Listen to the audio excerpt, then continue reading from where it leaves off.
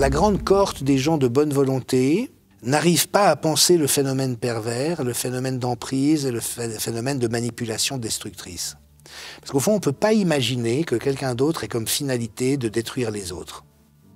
Je peux être énervé parfois, je peux fantasmer d'étrangler mon voisin, encore que ça fait très longtemps que ça ne m'est pas arrivé, mais ça n'a jamais été mon intention d'infliger de la souffrance aux autres pour mon propre profit. Et c'est absent du répertoire de l'immense majorité des gens. Toutefois, le risque, c'est qu'ils n'arrivent pas à imaginer que ça existe chez d'autres, et quand ils ont ça en face d'eux, au lieu d'être capables de l'appréhender pour ce que c'est, ils trouvent des excuses, oui, mais pas vraiment, c'est des querelles d'ego, c'est juste qu'ils sont pas d'accord. Non, quand il y a du harcèlement, c'est pas des problèmes d'ego. Et au fond, c'est ce défaut de lucidité par rapport à cette réalité qui fait que les groupes humains se font prendre encore et encore et encore. Ce que j'ai observé, et aussi dans ma propre expérience, parce que ça m'est arrivé de rencontrer ça et de ne pas le voir, c'est que seule cette expérience douloureuse permet d'ouvrir les yeux. Peut-être qu'une des belles caractéristiques de la crise qu'on vit, c'est que c'est une expérience pédagogique à grande échelle. Et le jour où les pervers, les manipulateurs, les sociopathes, les prédateurs n'ont plus le pouvoir que leur donnent les gens qui ne savent pas repérer à qui ils ont affaire, c'est fini. Une société qui ne fait pas place au sacré est une société qui invite inévitablement la dépression, l'agression et l'addiction. On est dans un moment de grande tension de nos sociétés, le dialogue est devenu très difficile avec toutes sortes de personnes parce qu'elles sont trop radicalisées ou traumatisées en réalité à répétition. Mais c'est aussi un moment où on sent que les possibles sont en gestation. Et la vérité, c'est que le plus grand nombre aspire à vivre une bonne vie.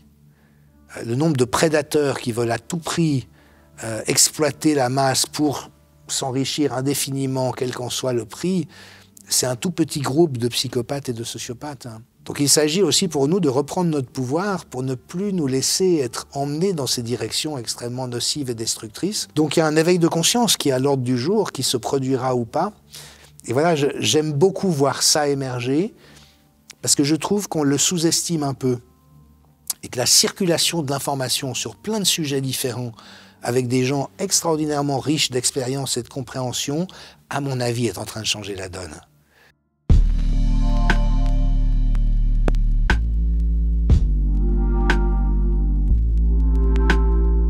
Jean-Dominique Michel, bonjour. Bonjour. Nous sommes très heureux de vous recevoir dans le cadre de la chaîne Antithèse. Merci.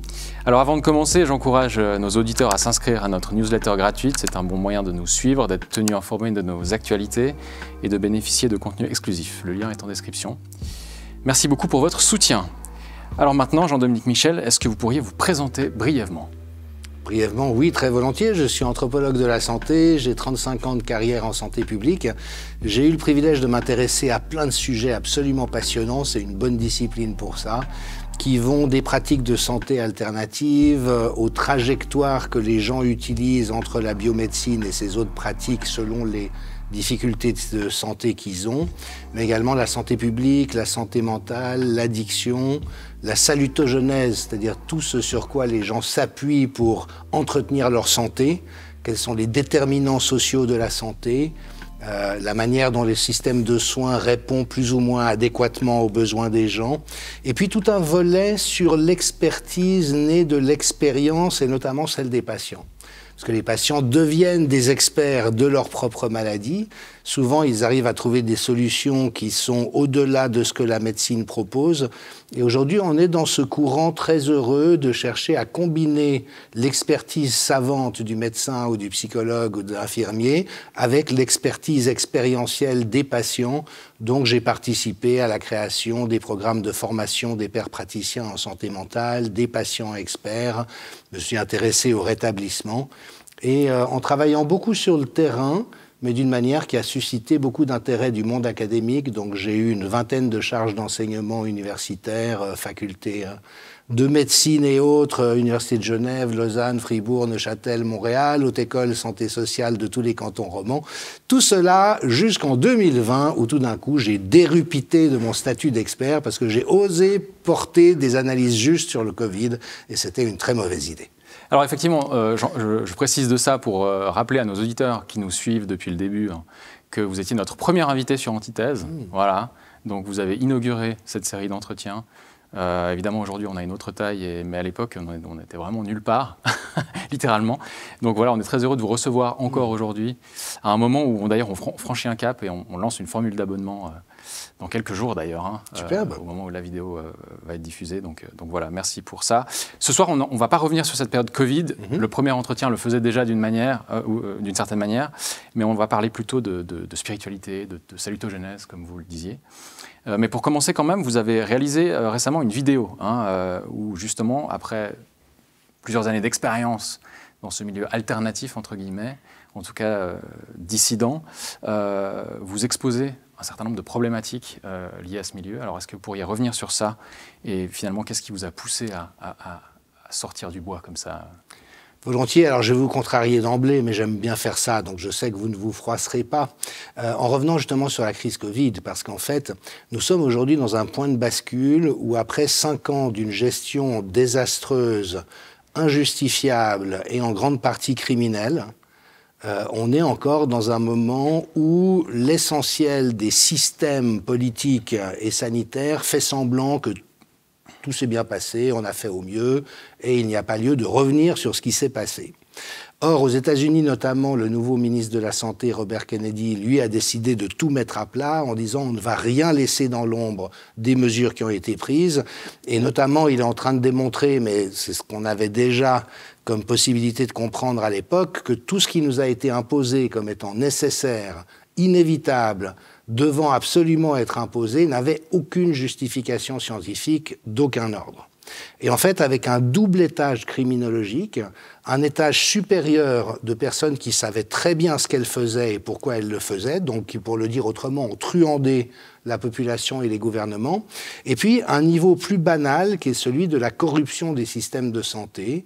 C'est-à-dire qu'aujourd'hui, ces systèmes de santé ne sont plus configurés pour être le plus utile à la santé des gens, mais pour permettre à des industries de faire le plus de bénéfices possible, même si ça se traduit par le fait de générer de la maladie et de la mort. Et si vous voulez, ça c'est quand même le moment dans lequel on est, et c'est important d'identifier le fait que c'est figé. Donc c'est vrai que je me suis retrouvé dans une forme de dissidence et avec des retours de manivelle assez cinglants, mais qu'ont vécu toutes les personnes qui sont sorties du bois, mais dont il faut rappeler qu'il y a eu, alors je ne m'inclus pas là-dedans, mais les meilleurs experts de leurs domaines différents, les meilleurs épidémiologistes, les meilleurs microbiologistes, les meilleurs immunologistes, les meilleurs épidémiologistes se sont retrouvés à dire mais on marche sur la tête, et à se faire complètement détruire dans des campagnes organisées et systématiques pour les disqualifier. Donc c'est intéressant parce qu'on parle de dissidents, on parle de gens qui, avant 2020, étaient considérés comme les références dans leur domaine, mais qu'on a en fait translaté dans cet état tout à fait particulier. Et après, dans la dissidence, dans ce qu'on appelle la dissidence, il y a quand même un certain nombre de dérives, clairement. Oui. Que donc, justement, vous identifiez dans cette vidéo. Et c'est là où il faut distinguer, si vous voulez. Il y a les très grands scientifiques qui restent les tout meilleurs. Les Laurent Toubiana, c'est celui qui a créé tout le système Sentinelle de surveillance des épidémies en France. C'est le meilleur spécialiste. Tout ce qu'il a dit était vrai au moment où il l'a dit. C'est encore vrai aujourd'hui. Donc, eux, ce ne sont pas des dissidents ou des gens qui ont des croyances bizarres. Toutefois, à ce noyau de spécialistes hyper compétents, c'est aggloméré tout un écosystème de gens qui soit sont des mécontents, soit sont des gens qui de toute manière sont contre la manière dont les choses sont organisées aujourd'hui. On ne peut pas leur donner entièrement tort, tellement le monde marche sur la tête, mais évidemment avec toutes sortes de profils différents, de groupes différents. Et effectivement, ça a toujours été un risque dans cet univers-là de reproduire le même type de parti pris, le même type, au fond, de posture religieuse, c'est-à-dire d'adopter des croyances et de ne pas supporter qu'on les remette en question et de partir en guerre contre ceux qui les contestent. Moi, j'ai essayé de faire une aventure de journalisme citoyen en tant qu'anthropologue, et donc je me suis risqué à traiter des sujets qui ne sont pas dans mon domaine d'expertise, mais parce que j'ai cette méthodologie socio-anthropologique qui m'a valu notamment d'être invité dans plein de médias pour parler de plein de sujets différents. Parce qu'un anthropologue, il s'intéresse aux phénomènes de société, aux faits sociologiques. Donc je peux parler de plein de choses différentes. Et étant donné l'effondrement de la presse mainstream et le fait que les médias alternatifs ont souvent des niches, je me suis dit, je vais essayer de faire vivre une proposition médiatique qui repose sur une certaine méthodologie de la pensée. Et j'ai tenté cette aventure pendant 3 ans maintenant, jusqu'au moment où j'ai vu qu'il y a des sujets qui sont tellement clivés et qui sont tellement passionnels. Comme par exemple Trump. Ouais. Entre ceux qui ne supportent pas Trump, et dès qu'ils entendent Trump, c'est des grincements de dents et on sent qu'ils sont au bord de l'apoplexie, et ceux qui l'idolâtrent au point que de dire que sa participation active au génocide à Gaza est quand même un petit peu intéressante et discutable, si vous remettez en cause Trump, alors vous êtes un ennemi, vous êtes un infiltré. Et donc je me suis retrouvé en quelque sorte dans le feu croisé, alors que j'essayais justement de faire vivre une parole complexe et une démarche de connaissance qui ose aborder les situations, parce que c'est ça pour moi l'hygiène de la pensée, en les réfléchissant en termes d'hypothèses.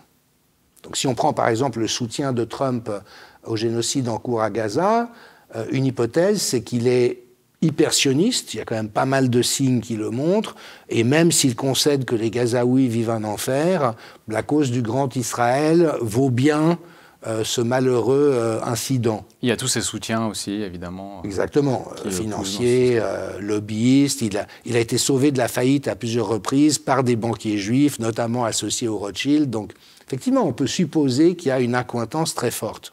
Maintenant, d'autres personnes pensent qu'il est tenu par Israël et qu'il est victime de chantage et qu'en fait, il a peur de s'affronter à Israël parce qu'Israël, aujourd'hui, a une telle mainmise sur les États-Unis et les gouvernements et ne lésine devant aucun moyen, aussi définitif soit-il, pour se débarrasser de quiconque se mettrait en travers du chemin qui serait en fait tenu par Israël.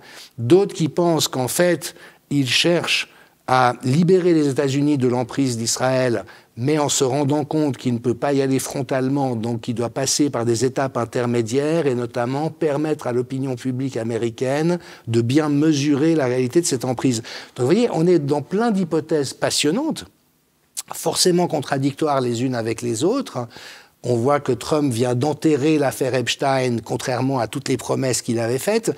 Donc moi, je me suis donné comme mission d'essayer de penser ça dans cette complexité en excluant aucune hypothèse a priori, mais j'ai vu que ça déclenchait des tirs de barrage, mais hallucinants de part et d'autre, jusqu'au point de me faire payer très cher le fait d'oser parler de ces sujets-là, ce qui m'a conduit à tirer ma révérence et à choisir de prendre ma retraite de la dissidence. Je crois avoir fait ma part, ne pas avoir ménagé mes efforts pour mouiller mon maillot.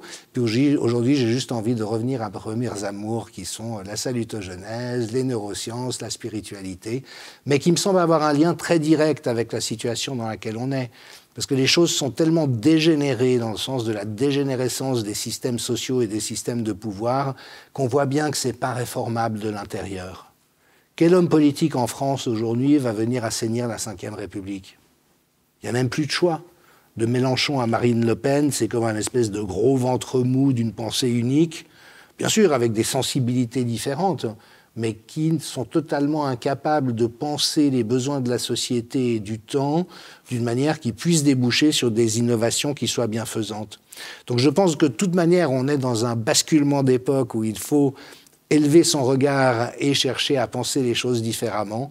Donc j'ai jeté l'éponge de ce projet de journalisme citoyen, mais tout en restant très attaché au fait de diffuser largement des éclairages qui me semblent pouvoir être utiles et inspirants quant à la réalité de ce qu'on vit. Je vous interromps 30 secondes pour vous annoncer une grande nouvelle. À l'heure où les tensions s'accroissent, il est vital de disposer d'une information honnête, indépendante et proche du réel. Les grands médias, trop politisés ou influencés, ne suffisent plus. La censure rampante menace également notre existence. C'est pourquoi, le 3 octobre, Antithèse franchit un cap. Nous devenons un média indépendant pour bâtir avec vous une voie libre, apartisane, capable de résister aux pressions et aux influences. En vous abonnant maintenant, vous rejoignez Antithèse en tant que membre fondateur. Profitez d'un tarif préférentiel en plus d'avoir accès à des formats exclusifs, articles, masterclass, sessions de questions-réponses avec nos invités. Le lien est en description. Allez y jeter un œil. Votre aide nous est précieuse. Voilà, je vous laisse maintenant avec Jean-Dominique Michel. Bon entretien. Alors, on va bien sûr revenir tout de suite sur cette question de spiritualité, mais peut-être une chose. Donc, évidemment, vous avez été beaucoup critiqué pendant cette période, à mon avis trop et injustement. Mais enfin, ça, je laisserai aux auditeurs être juges de cela. Mais est-ce que vous avez fait vous-même quand même une autocritique? Vous en parlez souvent dans vos vidéos, qu'il est important de penser contre soi-même Est-ce que c'est quelque chose que vous vous êtes dit, OK, je vais le faire aussi maintenant par rapport à toute cette période? Oui, bien sûr, et je dirais dans deux axes principaux. Le premier, et ça n'est vraiment pas une coquetterie de langage, c'est que par rapport à un ensemble d'hypothèses que je suis obligé de privilégier, étant donné la réalité de ce que j'observe, je rêverais d'avoir tort. Je rêverais d'avoir tort quant au fait que les injections géniques sont hyper dangereuses, qu'elles ont causé énormément de dégâts, mais tous les indices qui me reviennent de la réalité confirment ça. La pharmacovigilance a explosé à des taux inimaginables. Tous les vrais spécialistes des technologies ARN messagers nous ont dit c'est absolument pas au point. Quand toutes nos autorités sanitaires nous disaient vous verrez, ça reste au lieu d'injection et ça disparaît en 48 heures, des milliers de jours plus tard, ça continue d'être produit aux quatre coins du corps chez certaines personnes. Donc, mais moi, par rapport à ces hypothèses qui sont imposées par la moisson de données, je continue de rêver d'avoir tort. Donc, je me questionne en permanence pour me dire, mais est-ce qu'il n'y aurait pas un contre-argument qui pourrait venir me montrer que Macron est un bon type, qu'il a vraiment à cœur l'intérêt du peuple français, que les médecins sont vraiment indépendants dans leur choix de prescription et qui ne sont pas du tout soumis à une industrie devenue criminelle dans son ensemble. Je cherche en permanence des contre-arguments convaincants. Et puis l'autre élément d'autocritique constant, en quelque sorte, c'est celui sur les moyens utilisés. Parce que c'est vrai, je vous remercie, la critique évidemment était injuste, parce que quand du jour au lendemain, vous passez d'un statut d'expert respecté par tout le monde, et vraiment, l'avis unanime à votre sujet, c'est que vous faites du bon boulot, vous documentez ce que vous avancez et vous savez de quoi vous parlez. Au fait d'être un malpropre, autoproclamé, qui conteste tout systématiquement, c'est évidemment profondément injuste. Alors, Dieu merci, on comprend vite dans quoi on est pris et en ce qui me concerne, en tout cas, j'ai pu me libérer de l'inconfort ou du désarroi de me retrouver soumis à ce traitement. Il n'en reste pas moins que j'ai entretenu une réflexion autour de est-ce que j'y vais trop fort? Est-ce que je dis les choses de manière trop virulente? Est-ce que ça serait plus utile de dire les choses différemment? Et on bricole toujours là-dedans. Mais je dirais que dans un panel qui va du très doux, comme Jay Bhattacharya, le directeur fraîchement nommé du National Institutes of Health, qui est un épidémiologiste à Stanford, mais qui est un homme délicieux, parce qu'il critique tout, mais toujours avec une gentillesse, une égalité de ton. Enfin voilà, il a un tempérament très flegmatique comme ça. Vous en avez qui ruent dans les brancards à tout bout de champ. Et moi, j'ai essayé de trouver le dosage entre le fait d'être suffisamment punchy pour déranger et puis de toujours veiller à ne pas entrer dans les attaques personnelles, les partis pris ou certains excès, mais avec ce commentaire assez intéressant qu'en Suisse, je suis passé pour un enragé et qu'en France, on m'a dit « mais qu'est-ce que vous êtes calme ?» Donc il y a aussi des cultures. Et c'est vrai qu'en Suisse, où on a une peur maladive du conflit, du désaccord, où il ne faut surtout pas dire des choses qui viendraient déranger les intérêts en place, j'ai pu apparaître comme étant excessif, mais quand je me retourne sur la réalité de mes prises de parole et de ce que j'ai cherché à dire, je crois que je suis parvenu à rester dans l'ensemble relativement cohérent par rapport à mon éthique. Mais on bricole toujours, donc après, il y a des jours où on est plus ou moins inspiré. Mais je dirais que oui, ce travail d'autocritique, bien sûr. Bon, puis c'est toujours, j'imagine, difficile quand on est attaqué à ce point de rester serein et détaché absolument de tout ça, quoi. Il y a forcément un côté de ressenti qui rentre en ligne de compte aussi, quoi. Oui, et quand on est face à des gens qui se comportent extraordinairement mal, la presse mainstream a mené des campagnes d'assassinat de réputation contre des médecins intègres, comme le docteur Philippe Séguesser, ici dans le canton de Vaud, qui est lui aussi quelqu'un de très reconnu, chef de clinique, il a été président d'associations médicales, il a énoncé des réserves et des préventions qui étaient parfaitement justes, et il s'est fait démolir, mais démolir par des médias comme le Blick et d'autres. Ça, c'est du journalisme de caniveau. Et moi, je n'hésite pas à le dire. C'est-à-dire que je crois qu'il ne faut pas supporter l'inconduite grave. Et que quand on est face à ça, il faut oser monter au créneau et dénoncer ces réalités parce que c'est juste indéfendable. Et c'est d'ailleurs une des caractéristiques du temps qui est que cette agressivité venant des pouvoirs en place a été tellement débridée qu'au fond, elle a rendu acceptable un ensemble de choses qui ne devraient pas l'être. Et par rapport à ça, oui, je suis monté au créneau assez fortement, mais toujours avec des éléments documentés et probants à l'appui des critiques que je pouvais adresser. Et dans votre vidéo donc, récente, j'en parlais, vous dites que la spiritualité est la seule voie possible et qu'on ne peut vaincre ceux qui nous veulent du mal en étant au même niveau qu'eux. Voilà, donc c'est malgré tout ce constat qu'il faut quand même s'élever, car si on reste sur ce même degré d'opposition permanente, on n'arrive pas à s'en sortir, quoi. C'est le risque, c'est vraiment le risque que je vois, c'est qu'au fond, le camp d'en face qui n'a pas de bonnes intentions à notre égard, parce que la tendance actuelle d'évolution de nos sociétés, de nos pays, ne va pas dans le sens de respecter la volonté populaire, de favoriser le fait que la population puisse choisir en son âme et conscience ce qu'elle désire, dans le fait de laisser le plus de pouvoir possible de manière subsidiaire aux échelons où les gens vivent. On voit qu'il y a vraiment une tendance qui va dans l'autre sens et qui est tout à fait manifeste. Donc, ils ne sont pas bien intentionnés, le débat n'est pas ouvert et sincère, et au fond, c'est le risque qu'on court lorsqu'on se retrouve face à des gens qui ne sont pas sincères, c'est d'essayer à tout prix d'avoir un échange sincère. Mais dans une mise en échec permanente, vous, ce qu'ils veulent, vous voyez, quand le peuple français vote en 2005, on ne veut pas du traité européen, droit derrière, ils mettent en place un subterfuge pour pouvoir outrepasser la volonté du peuple français et puis dire, au fond, cause toujours tu m'intéresses, c'est pas vous qui allez décider la politique de la nation, c'est nous. Donc on est aujourd'hui dans une situation inédite qui est celle d'un conflit ouvert entre les structures institutionnelles et la population. Alors qui est conscientisé ou pas dans des pays comme la France, c'est assez manifeste. En Suisse, où on est tellement attaché à cette illusion du consensus, on continue de faire semblant que mais non, mais on voit quand même que ceux qui sont aux commandes sont en train de brader à peu près tout ce qui faisait la spécificité de la Suisse, la neutralité, la subsidiarité précisément, de vouloir soumettre le droit suisse au droit européen, ce qui est le retour des Habsbourg à l'époque de Guillaume Tell, je veux dire. Donc on est dans ce moment-là encore de ballon où cette translation s'effectue, mais la Suisse continue d'idéaliser un système politique qui dans les faits n'existe plus.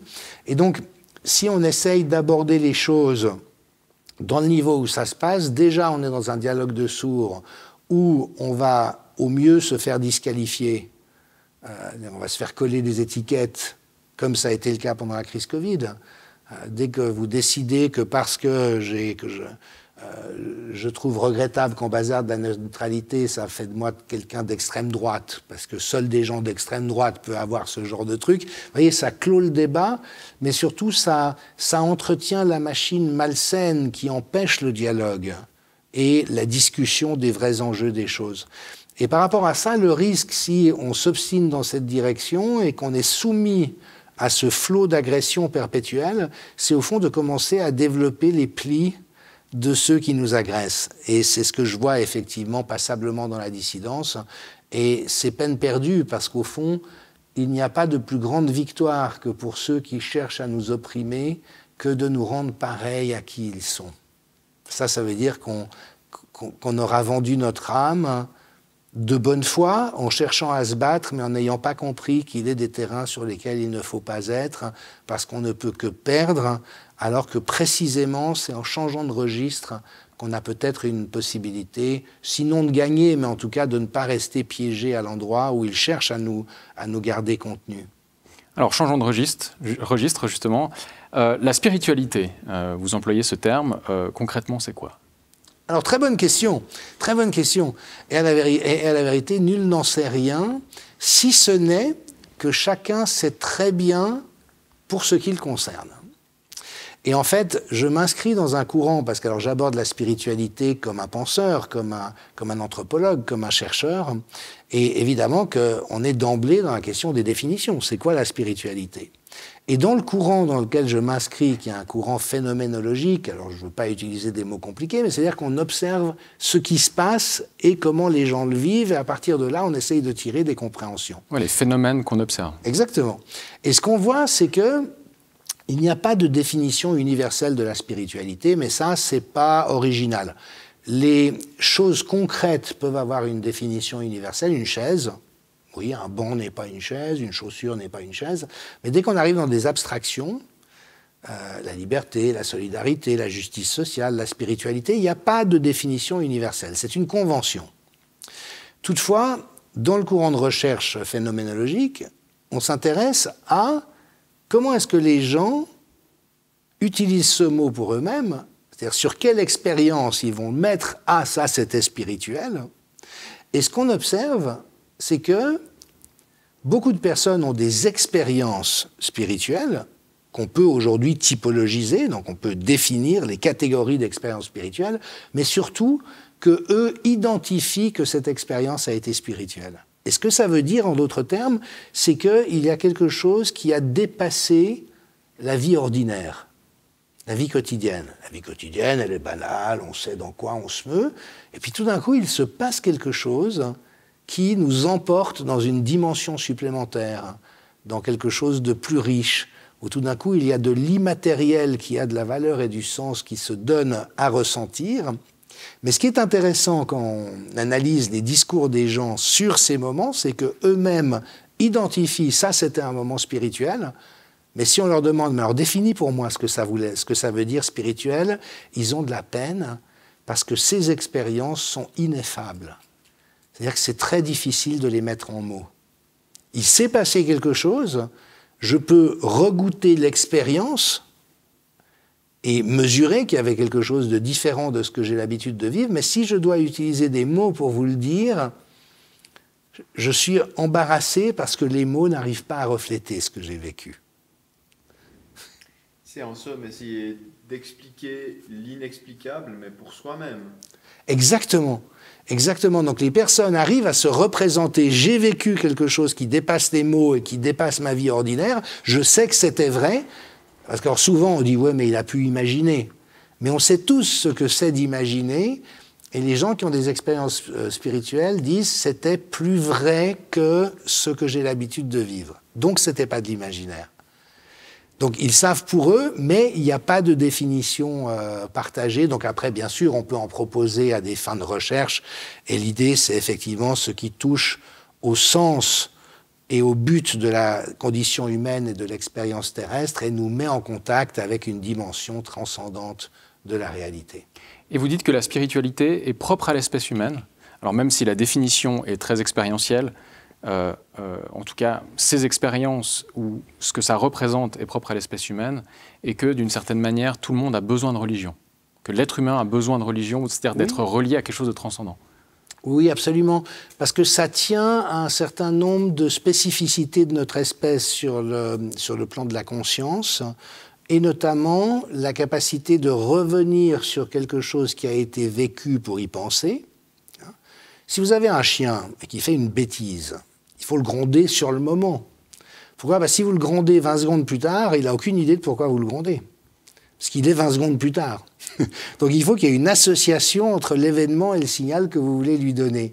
Nous, on peut, Dieu sait si nos épouses sont douées en la matière, de dire « mais tu te souviens, il y a 2 semaines, tu avais dit tel truc, on avait complètement oublié », elle pas. Et ça veut dire qu'on peut faire une boucle de conscience sur quelque chose de lointain à travers le temps, mais aussi avoir un questionnement sur soi-même et sur le monde. Et effectivement, depuis à peu près 100 000 ans, et il semble que ça soit apparu simultanément avec l'apparition du langage et des rites funéraires. Donc c'est lié à la mort. Oui, à la mort, et au sens que la mort, c'est plus juste le corps ne bouge plus. On a d'ailleurs des enregistrements de primates ou de cétacés marins, de mères qui ont perdu un bébé et qui vont porter le corps encore pendant quelques jours en espérant qu'il reprenne vie. Puis à un moment donné, elles abandonnent, et puis voilà. Mais chez l'être humain, il y a cette capacité de donner une sépulture au défunt, de faire un rituel autour, de l'enterrer avec des objets, de le mettre dans certaines positions. Et là, on sent qu'il y a quelque chose de l'ordre de la croyance sur le sens de la vie et de la mort qui est apparu. Et au fond, c'est pour moi peut-être la meilleure définition de la spiritualité, même si elle est très frustrante à maints égards, c'est la contemplation du mystère. Qu'est-ce que nous faisons sur cette terre ? On regarde le cosmos, à quoi riment toutes ces étoiles ? Pourquoi y a-t-il quelque chose plutôt que rien ? quel est le sens d'être un être humain pendant quelques décennies sur Terre, qu'est-ce qui a de la valeur dans la vie. Et tout ça sont des questions ouvertes, c'est-à-dire qu'il n'y a pas de réponse définitive qui puisse leur être apportée. Il y a des réponses relatives, on peut se mettre en quête du sens, mais on n'aura jamais épuisé le mystère parce qu'il dépasse de beaucoup ce que notre conscience est capable de s'imaginer. Et ça, effectivement, ça a été un basculement fondateur dans le devenir de notre espèce. Et depuis ce seuil, on observe des rites, des mythes, des rituels, des pratiques symboliques et sacrées dans toutes les cultures à travers l'espace et le temps. Et cet extraordinaire effort créatif de donner un sens aux choses. Alors l'argument qu'on oppose souvent à ce besoin de croyance, c'est celui de se rassurer qu'on est mortel et donc qu'il n'y a rien après et qu'on a besoin d'imaginer une vie après la mort pour que ça fasse sens justement dans l'existence. Mais donc est-ce que ça c'est pertinent pour vous comme argument ou est-ce que ça va plus loin? Est-ce que c'est une réalité qui dépasse cette simple croyance naïve d'une certaine manière? Oui, c'est pertinent en tant que croyance, mais vous voyez, c'est très amusant parce que les anthropologues ne discriminent pas entre les croyances et ce qui ne serait pas de la croyance. Parce qu'en fait, pour nous, tout est croyance. Donc la personne qui dit la spiritualité et la religion, c'est se rassurer à bon compte en imaginant qu'il y a quelque chose après la mort, c'est légitime, c'est son droit, elle peut croire à ça, mais c'est une croyance. Et puis pour la personne qui croit qu'il y a quelque chose après la mort, il dira, mais la personne qui croit ça, c'est parce qu'elle est incapable d'ouvrir les yeux sur le fait qu'il est évident que la vie ne s'arrête pas avec la mort, que la mort est le contraire de la naissance, mais pas de la vie, et qu'il y a un cycle naturel où on passe par des... Donc, vous voyez, après, c'est des conflits de croyances. Et là, nous, en tant qu'anthropologues, nous sommes obligés, par éthique de la pensée, de ne pas prendre position, ce qu'on appelle la neutralité axiologique. Nous ne jugeons pas quelles sont les bonnes et les mauvaises croyances. Nous essayons de comprendre quelle est la logique interne qui les fonde, et après, comment elles se diffusent dans une société à un moment donné. Mais vous, personnellement, au-delà de l'aspect axiologique, qu'est-ce que vous en pensez? Ben moi, j'ai eu des expériences spirituelles. Alors ça, c'est peut-être quelque chose qu'il faut qu'on aborde aussi.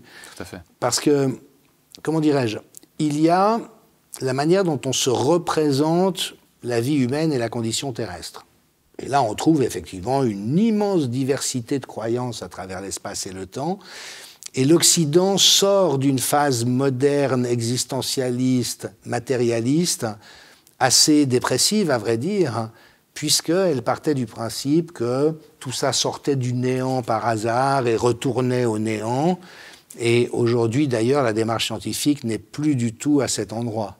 Parce qu'on sait, par exemple, que les conditions préalables de l'univers ayant permis l'émergence de la complexité n'auraient pas permis cette émergence si elles avaient été moindrement changées. Donc vous changez les variantes de la physique d'un iota, vous faites des modélisations, tous les univers sont stériles.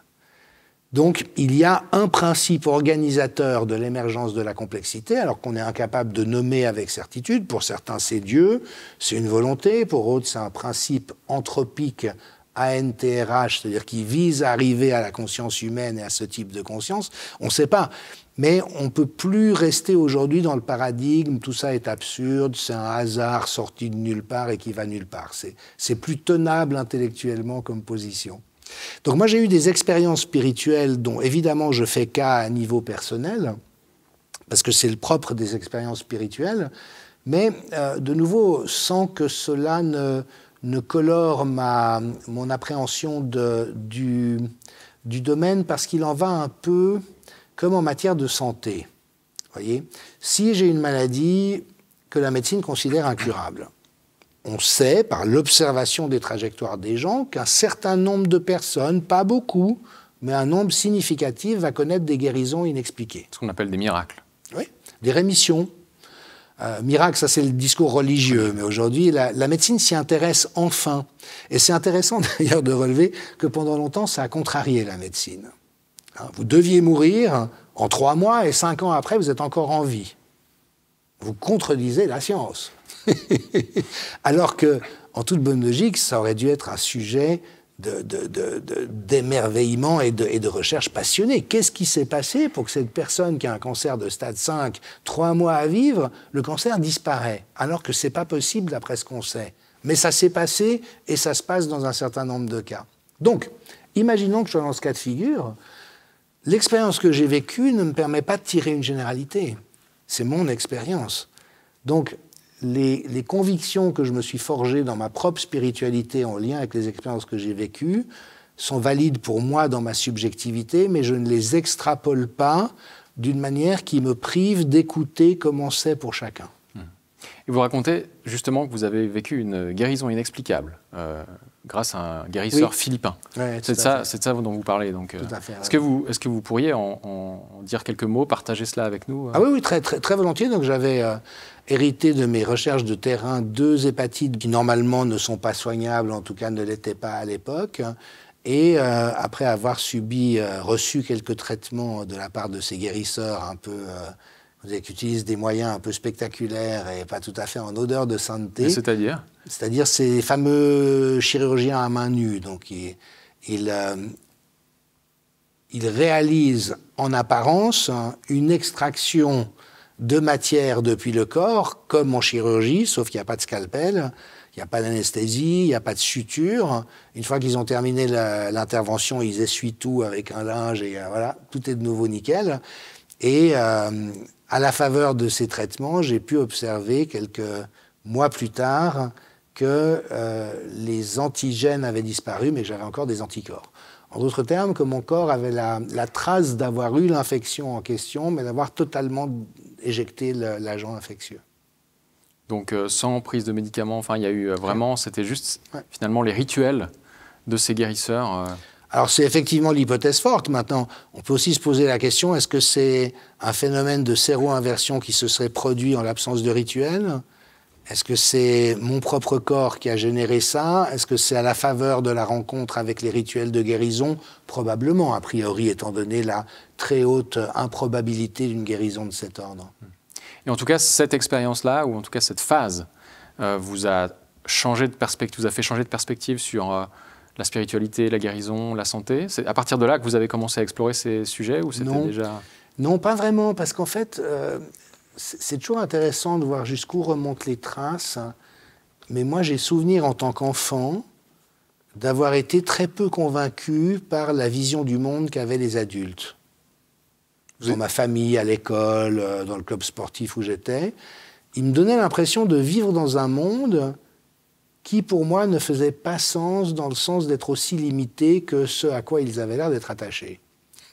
Et j'ai déjà eu des expériences spirituelles assez fortes pendant l'enfance et qui m'ont toujours suggéré qu'il y avait beaucoup plus dans ce monde et dans cette vie que ce que la culture matérialiste occidentale considérait comme vrai. Donc ça a généré d'emblée, j'ai envie de dire, une grande ouverture d'esprit par rapport à ça. Et puis en même temps, comme je crois que j'ai eu assez rapidement les pieds sur terre, après une période d'expérimentation psychédélique assez intense, que je regarde avec beaucoup de tendresse aujourd'hui depuis l'âge que j'ai, c'était très désordonné comme on peut le faire quand on était adolescent au début des années 80. C'était LSD, absolument, hashish, opium, cocaïne, mais de manière très, très libre comme ça, mais dont je m'aperçois que ça a généré effectivement des ouvertures de conscience. C'était bien aussi que j'y reste pas trop longtemps, parce que c'est quand même des choses qui, quand on les aborde comme ça de manière un peu personnelle et spontanée, peuvent générer des problèmes. Mais ça a aussi ouvert des portes sur le fait que finalement, et c'est très intéressant parce que les neurosciences le confirment aujourd'hui, la réalité est un consensus. C'est-à-dire qu'à l'intérieur d'une culture, il y a un façonnage commun du système nerveux pour... Vous savez que le sens de la réalité qu'on a est une production, c'est une représentation. Nous ne vivons pas dans le monde tel qu'il est, nous vivons dans une représentation que nous nous faisons du monde. Ça, c'est très kantien comme vision. Oui. Alors, il y a une partie, bien sûr, qui est objective. Elle n'est pas faite n'importe comment et ça nous a permis, en ce qui me concerne, d'arriver à 60 ans sans me faire renverser par un bus. Donc il y a quand même un élément réaliste, pragmatique suffisant. Mais en même temps, vous connaissez ces expériences où on montre une même scène à 10 personnes et on leur demande de raconter ce qui s'est passé. Vous aurez 10 versions différentes et avec des différences assez significatives à certains endroits. Donc aujourd'hui, on sait qu'en neurosciences que notre cerveau est un simulateur de réalité et que nous ne vivons pas dans le réel, nous vivons dans la simulation que nous créons. Et ce que l'expérience des psychédéliques, qui d'ailleurs reviennent en force aujourd'hui dans le domaine médical et psychothérapeutique, à des doses assez légères, mais parce qu'on voit effectivement que ça permet de resynchroniser le cerveau d'une manière particulière quand il y a eu des problèmes assez lourds et qui réouvre une capacité de sentir qu'il y a un potentiel dans la relation avec le monde et qu'on n'est pas obligé de rester enfermé dans la représentation qu'on s'en est fait. Si je peux résumer ça à peu près de cette manière. Dites que finalement la réalité est produite par le cerveau, produite par tout ça. Est-ce qu'elle est vraiment produite ou est-ce que le cerveau capte une réalité qui serait supérieure ou qui existerait en elle-même au-delà de l'expérience? Parce que ça, c'est vraiment ce qu'on entend toujours. Hein. C'est la conscience, c'est quoi? La pensée, c'est quoi? Enfin, cette phénoménologie que chacun expérimente, est-ce qu'elle peut être vraiment uniquement produite par le cerveau? Alors, qu'il y ait des signaux qui nous proviennent de l'extérieur, c'est une évidence. Maintenant, il y a deux éléments à la question que vous posez. Le premier, c'est que la puissance computationnelle qui serait nécessaire pour percevoir en permanence le flux d'informations venant du monde extérieur serait telle que les capacités de notre cerveau seraient complètement submergées. Et c'est pour ça qu'en fait, nous vivons dans une simulation de la réalité, c'est-à-dire que notre perception apparente du réel, c'est la meilleure manière de deviner ce qui est à un moment donné. Et au lieu de tout filtrer en permanence, notre cerveau prend des petits points de vérification pour s'assurer que c'est à peu près ça. Vous voyez ce que je veux dire? Et donc le monde réel ne ressemble pas à ce que nous construisons dans notre esprit. Il n'y a pas de couleur dans le monde réel, il y a des longueurs d'onde. Et le fait de voir du rouge, du vert ou du jaune, ça c'est la manière dont notre cerveau code des longueurs d'onde pour générer une représentation qui fait sens pour nous. Vous voyez ce que je veux dire? Donc aujourd'hui, on sait ça, on est dans cette interface. Alors ça ne veut pas dire que le réel n'existe pas, mais ça veut dire que nous ne vivons pas dans le réel. Nous vivons dans la réalité que nous nous construisons, qui est suffisamment conforme au réel, de nouveau pour que nous restions en vie et que nous sachions agir, mais qui reste très grossière quant à la réalité du réel. Et d'ailleurs, il y a une expérience que j'aime bien citer, parce que je crois qu'on l'a tous vécue. Est-ce que ça vous est déjà arrivé d'être chez vous, un jour où vous croyez être seul, et en fait, votre compagne ou votre enfant ou une autre personne était là sans que vous le sachiez, et tout d'un coup, vous tombez nez à nez avec elle, et ça crée un espèce de sursaut, mais vraiment un sursaut, alors que la personne a l'habitude de vivre ici, même si j'avais pensé être seul, c'est normal qu'elle soit là. Et en fait, le sursaut, c'est la signature que ce qu'on était en train de deviner du réel et un élément de stimulus sont en discrépance, et ça nous fait complètement baliser. Donc c'est intéressant, parce que ça veut dire, bien sûr, on ne peut pas non plus dire la réalité n'existe pas, ou des fadaises comme la science de l'attraction. Il suffit que j'imagine que je vais attirer l'argent, que si je sors par la fenêtre au 7e étage en me représentant que la gravitation n'existe pas, je vais mourir. Donc bien sûr, il y a une limite donnée par le réel, mais ce qui est important, c'est que ce que nous vivons comme la réalité est un processus créatif, en grande partie adéquat, mais en grande partie grossier et faux à de nombreux égards. Mais ça, du coup, ça se rapproche du réductionnisme, qui est assez proche de ce que raconte le matérialisme. C'est-à-dire que toute notre réalité psychique, phénoménologique, se réduirait en fait dans le réel à des longueurs d'onde et à des interactions d'atomes, mais que la réalité, finalement, de nos processus de conscience ou des pensées ou des sentiments n'existe pas au-delà d'une production matérielle. Alors on ne sait pas. On ne sait pas. Les deux hypothèses existent.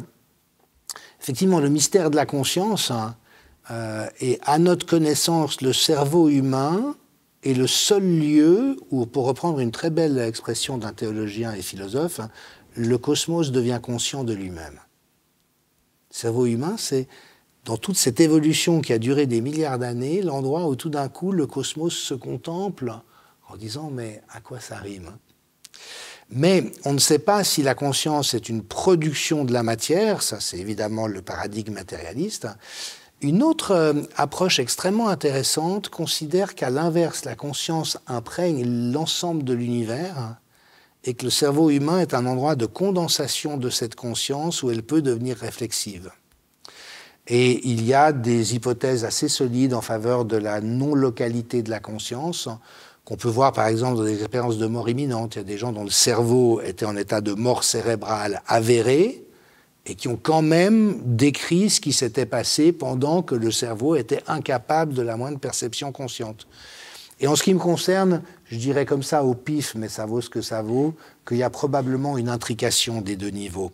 Parce qu'on voit que certaines lésions cérébrales peuvent effectivement endommager de manière quasi définitive certaines capacités de conscience. Et puis d'un autre côté, il y a également ces expériences extracorporelles pour lesquelles on a une moisson de témoignages et d'anecdotes suffisantes pour ne pas imaginer que ça soit uniquement des élucubrations. Mais si le cerveau, finalement, capte la conscience, on peut aussi dire que s'il n'est pas là, rien ne se passe. En tout cas, pour notre propre existence. Donc là, le cerveau est en même temps... Non, il ne produit pas, mais s'il n'est pas là, rien ne se passe. Ça vous semble assez cohérent? Vous parliez d'expériences spirituelles aussi, notamment les expériences de mort imminente. Quelles sont-elles exactement? Est-ce que la recherche dans ce domaine-là permet de les circonscrire pour finalement savoir plus ou moins ce que ça recoupe pour les gens? Oui, tout à fait. Donc on estime aujourd'hui qu'à peu près 45% de la population a eu des expériences spirituelles intenses, c'est-à-dire qu'elle l'identifie elle-même comme spirituelle. Et un des meilleurs chercheurs en la matière, vraiment un des pionniers du domaine, mais qui continue à faire des recherches absolument passionnantes, le professeur Andrew Newberg de l'Université de Philadelphie, vient de réécrire tout un livre dans lequel il reprend une définition qu'avait proposée William James en 1914. William James était un physiologiste de Harvard, mais qui a été un des pères fondateurs de la psychologie. Et il était très intéressé par les expériences spirituelles. Et il avait écrit à l'époque un livre qui s'appelait « La variété des expériences religieuses ». Et justement, en questionnant sur la base de ce que les patients lui disaient, ça l'intéressait. Et donc, il a interrogé beaucoup de patients et il a essayé de faire une typologie de ces expériences. Et Andrew Newberg vient de reprendre ça à un siècle de distance. Et il montre qu'en fait, il y a 6 ou 7 grandes catégories d'expériences spirituelles. La première, c'est une expérience numineuse. C'est-à-dire que tout d'un coup, vous avez numen numinis en latin, ça veut dire la divinité. C'est-à-dire que vous avez le sentiment qu'il y a quelque chose de surnaturel à l'endroit où vous êtes. Vous ne savez pas exactement quoi, mais c'est comme s'il y a une présence qui dépasse les présences matérielles auxquelles vous êtes habitué. Deuxième type d'expérience, c'est les synchronicités, mais qui ont vraiment une intensité particulière. C'est-à-dire qu'une synchronicité, c'est quoi? C'est une coïncidence, mais tellement inattendue ou tellement forte qu'elle génère un vertige. Vous voyez, c'est pas juste, je pense à ma voisine, je la croise dans la rue, bon, coïncidence, mais tout d'un coup, il y a plusieurs choses qui se goupillent en même temps et qui créent ce sentiment, mais oh, c'est pas possible, là, c'est... Qu'est-ce qui est en train de se passer? Il y a les expériences mystiques. Ça, c'est le fait de se fondre avec l'univers dans un sentiment d'unité. D'être comme ravi dans une dissolution de la séparation entre soi et le monde. Ensuite, on a des expériences esthétiques. Tout d'un coup, on est tellement bouleversé par un morceau de Bach, un paysage, une œuvre d'art, le visage d'une personne qu'on aime, un enfant... Et tout d'un coup, on est comme, projeté dans une autre dimension. Il y a les expériences paranormales.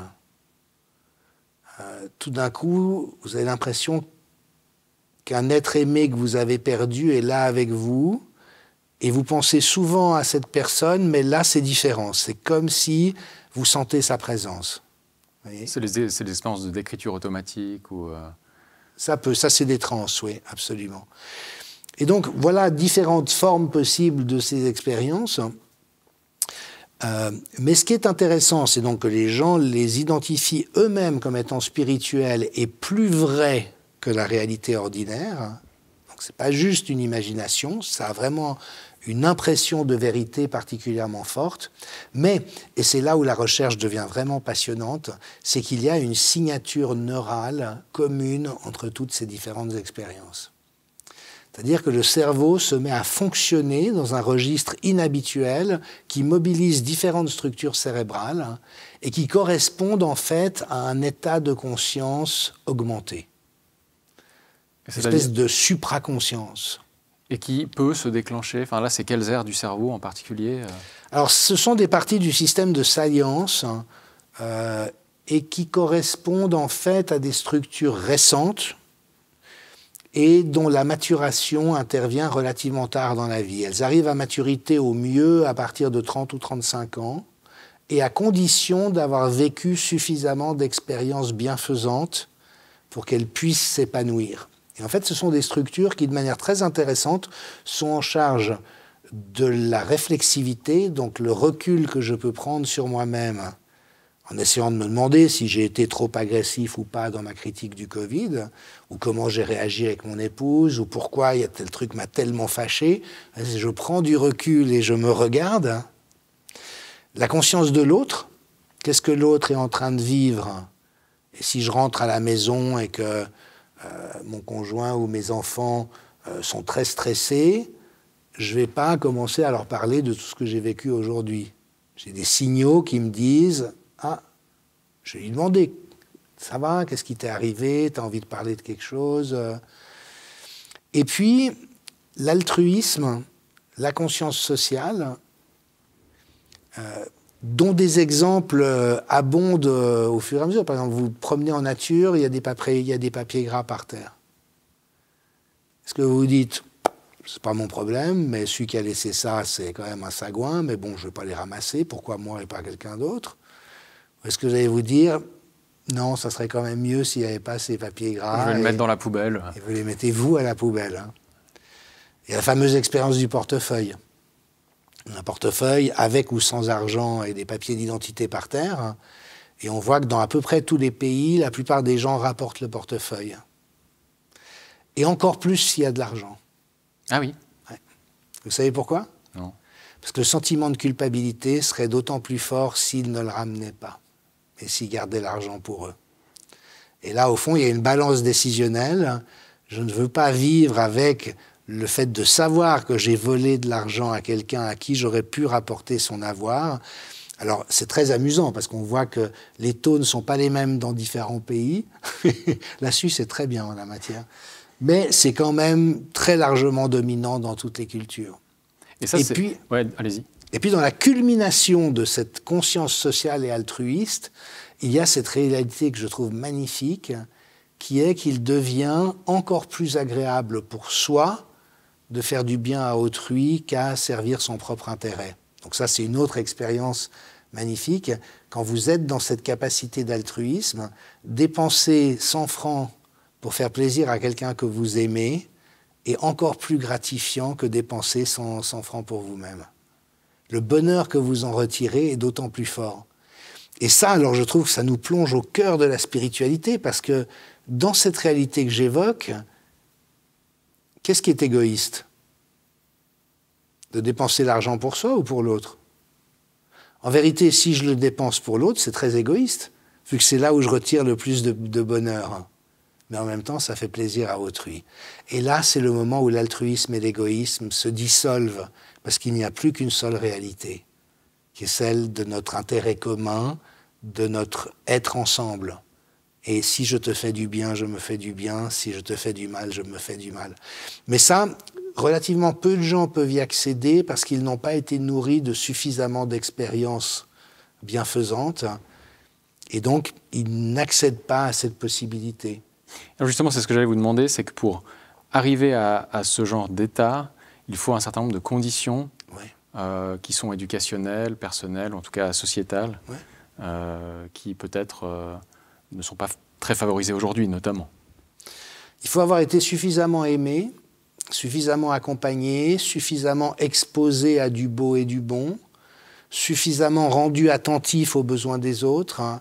Donc c'est toute une éducation, en fait, esthétique, relationnelle, éducation à la condition humaine, à la relation. Et effectivement, il y a beaucoup de personnes qui, malheureusement, sont privées de ça. Ça se voit très bien sur la route, je trouve. Comportement routier, c'est très caractéristique. Vous avez des gens, c'est tu peux crever la gueule ouverte, je te laisserai jamais passer si c'est moi qui ai la priorité. Puis il y a d'autres personnes qui se disent, dans sa situation, j'aimerais qu'on me laisse passer, donc vas-y, ça me fait plaisir de te laisser passer.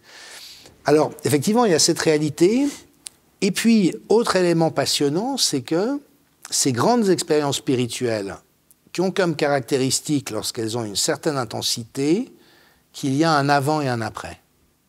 C'est le cas des EMI, notamment. Exactement, exactement. Et dans la culmination de ces expériences, il y a une transformation qui conduit à la perte de la peur de la mort et de la souffrance. C'est ce que vivent les gens qui ont eu des EMI intenses. Ils disent, j'ai plus peur de la mort. C'est comme si là, on n'était plus dans le domaine de la croyance, d'ailleurs. C'est plus de la foi, c'est plus une sorte de... mais la foi dans le sens où j'ai fait l'expérience que... Oui, bien sûr, mais comme ça, la croyance est toujours subjective. Donc pour elle, c'est comme ça, mais pour quelqu'un d'autre qui n'a pas vécu ça et qui n'a pas fait cette expérience, dans son système de croyance, ça n'a pas de réalité. Mais pour les gens qui l'ont vécu, c'est très très fort. Et puis avec ce nouveau paradoxe supplémentaire tellement intéressant que quand on perd la peur de la mort et la peur de la souffrance, on perd la peur de la vie. Parce qu'en réalité, la peur de la mort est une peur de la vie. Les gens qui ont peur de la mort ne se laissent pas vivre pleinement. Alors que quand on n'a plus la peur de la mort, ça veut dire qu'on peut embrasser la vie sans réserve. Et c'est ce que disent les gens qui reviennent d'une expérience de mort imminente ou qui ont eu ces expériences spirituelles très fortes, c'est que ça leur a donné, selon une parole de l'Évangile, une vie en abondance. La vie est plus pleine, elle est plus abondante. Hein, la peur c'est dissoute en quelque sorte. Et à ce moment-là, l'expérience humaine, cette vie terrestre qui nous est accordée pendant quelques décennies, s'offre pour être pleinement embrassée. En d'autres termes, pour bien penser la vie, il faut penser la mort. Bien sûr, faire la paix avec sa finitude est un préalable au fait de pouvoir vivre décemment ce monde. D'ailleurs, c'est peut-être pas un hasard si la plupart des civilisations du passé, partout dans le monde, ont mis une emphase si forte sur les rites funéraires, l'au-delà, oui. Ce qui vient après la mort. Ah oui. Et puis alors, Michel Maffezoli, qui est une de mes grandes influences en sociologie, rappelle souvent que dans le catholicisme, on trouve dans différents endroits une Notre-Dame du bien mourir. L'archange Michel, Saint Michel, dans le catholicisme, c'est le psychopompe.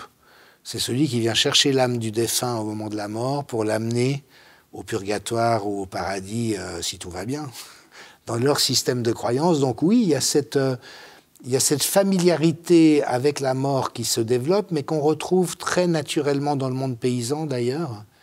Et c'est intéressant, juste pour faire un tout petit retour covidiste, de voir que les milieux paysans n'ont pas du tout paniqué face à cette épidémie.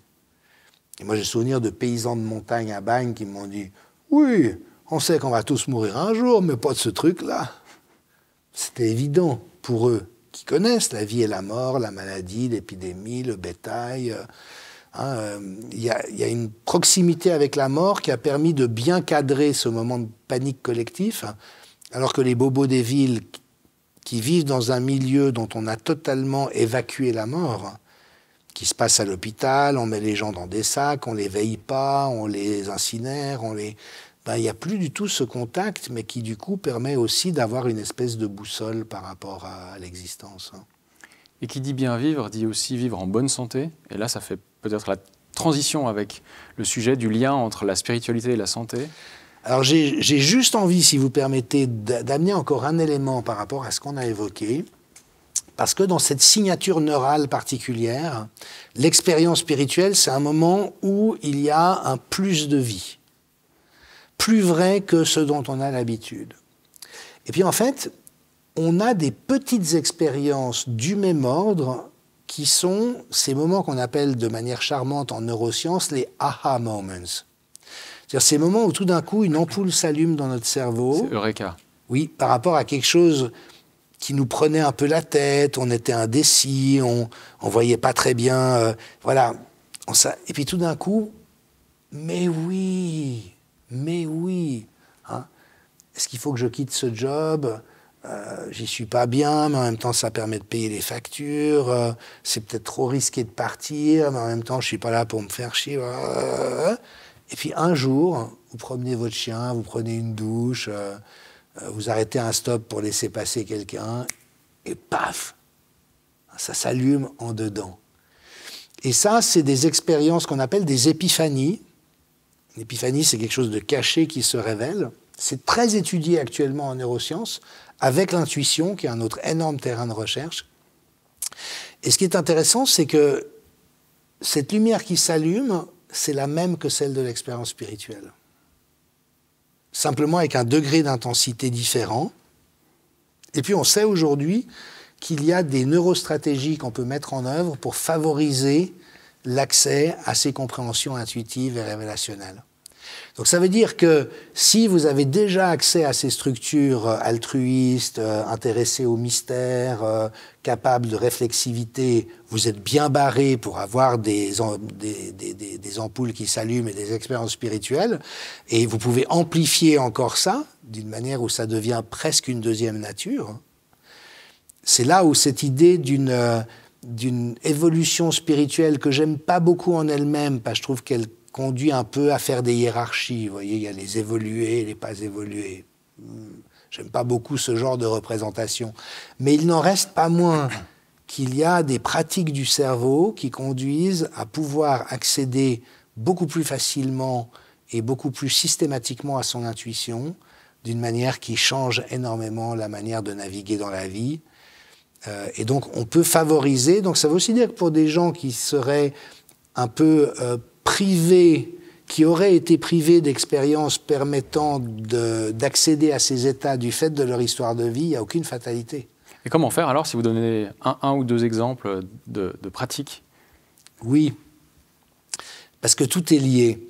Mais en fait, et aujourd'hui, le gros de la recherche en neurosciences et en neuropsychologie se focalise sur ce qu'on appelle la neuroscience des réseaux. C'est-à-dire qu'on a quelques grands réseaux cérébraux qui correspondent à des états d'esprit particuliers. Si vous vous souvenez de cette fameuse métaphore cerveau droit, cerveau gauche, un cerveau rationnel, cerveau créatif, c'était complètement faux. Le cerveau droit n'est pas du tout créatif et le cerveau gauche n'est pas du tout rationnel.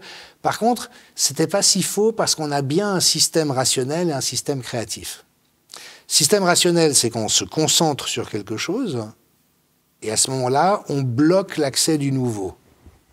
Puis le système créatif, c'est quand on part dans la lune, on se défocalise et on saute un peu du coq à l'âne dans une pensée un peu qui part dans tous les sens. Le vagabondage mental. Vous voyez ce que je veux dire? Et en fait, c'est deux systèmes qui sont antinomiques. Soit on est concentré, soit on vagabonde. Toutefois, par exemple, pour la mémorisation, donc les étudiants ou les malheureux collégiens qui doivent apprendre des longues listes de vogue de base français, allemands peuvent tendre l'oreille.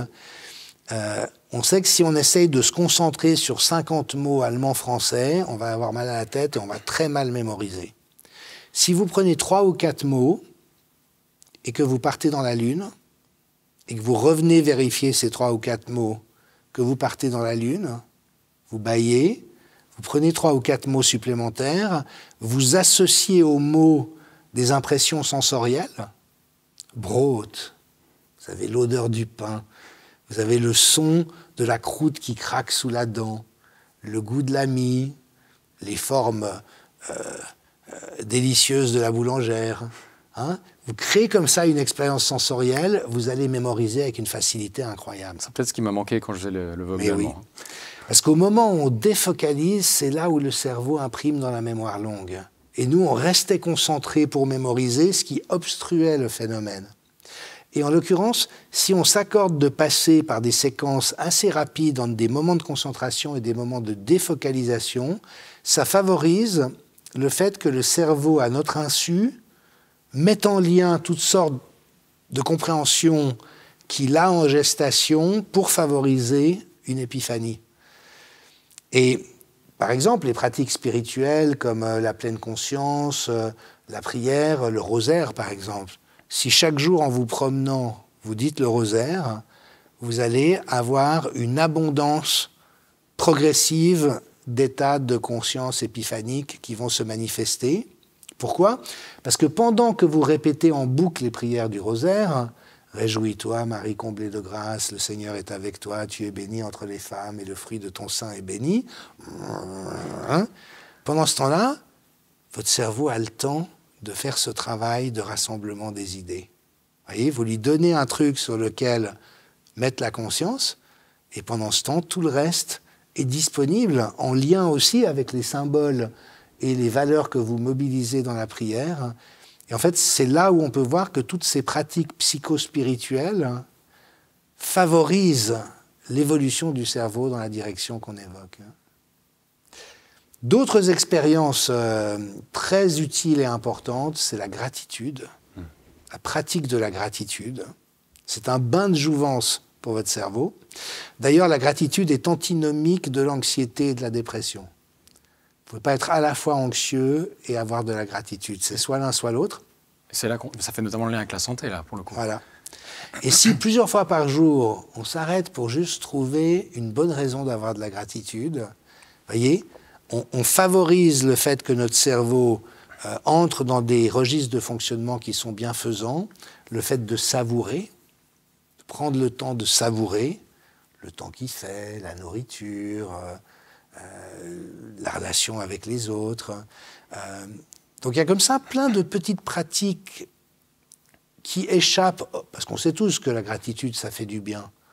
Mais combien de fois, dans les dernières 24 heures, avez-vous pensé, vous vous êtes dit, ça me ferait du bien de juste prendre quelques secondes pour penser à des motifs de gratitude? On oublie. Peu le font activement, j'imagine. Voilà. Mais si on le fait activement, à ce moment-là, l'effet cumulatif est presque incroyable. Je vous donne juste encore un autre exemple.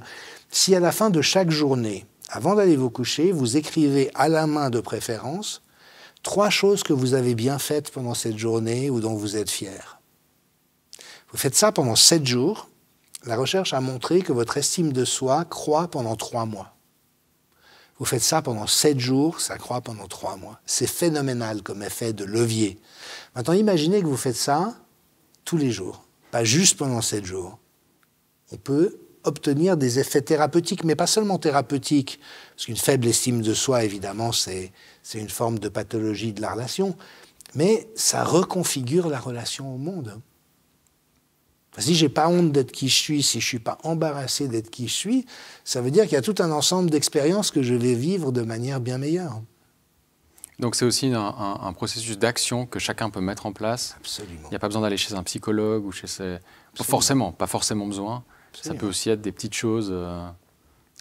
Et en fait, toutes les traditions spirituelles prévoient ça. Vous voyez, dans le bouddhisme, quand vous avez la cloche qui sonne de manière aléatoire, et dès qu'elle sonne, au monastère des pruniers, chez Thich Nhat Hanh, tout le monde s'arrête,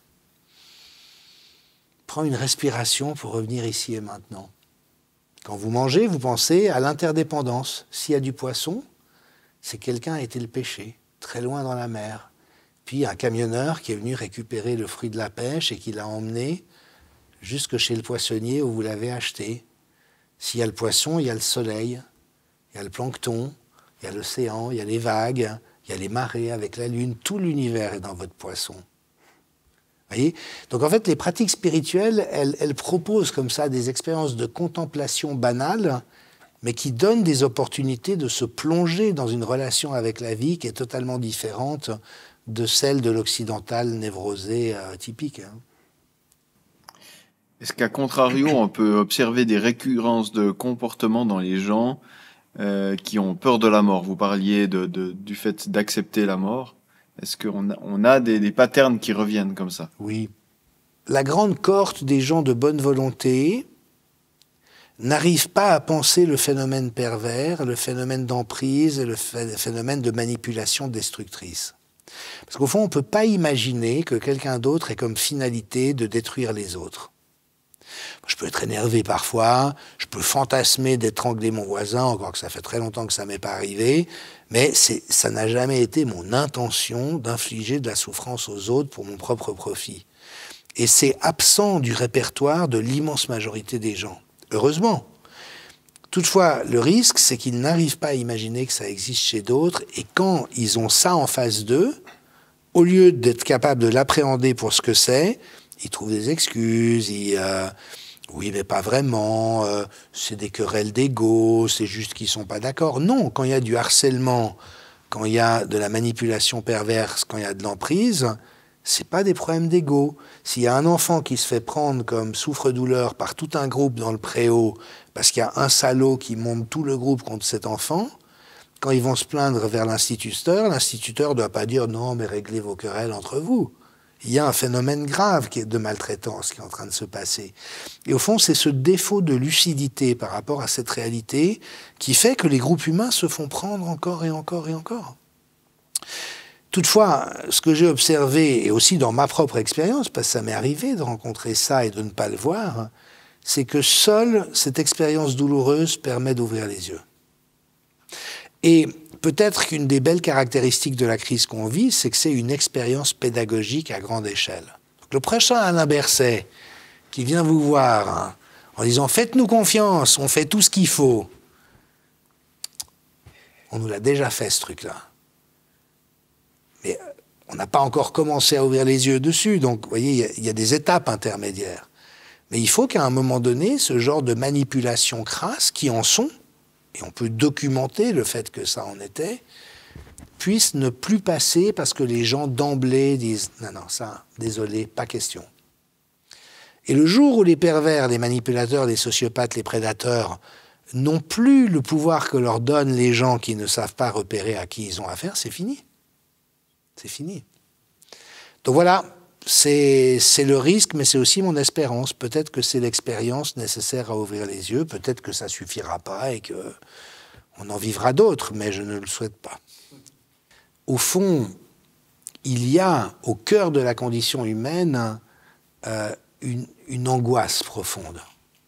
Parce que être vivant, c'est faire face à la souffrance, c'est faire face à la perspective de la mort. Les choses se passent à peu près jamais comme on aimerait. Les autres ne se comportent jamais comme on aimerait qu'ils se comportent. Donc la vie humaine est très inconfortable et douloureuse. Elle fait peur. Tous les enfants ont peur. Ils ont peur d'être abandonnés. Ils ont peur de ne pas faire assez bien. Ils ont peur de se faire engueuler. Ils ont peur d'être rejetés. Ils ont peur de ne pas être aimés. Vous voyez ce que je veux dire? On naît et on grandit dans la peur. La condition humaine se caractérise par un haut niveau de peur. Et puis, ce que disent les traditions, et ce dont on peut faire l'expérience, c'est qu'il est possible d'apprivoiser cette peur.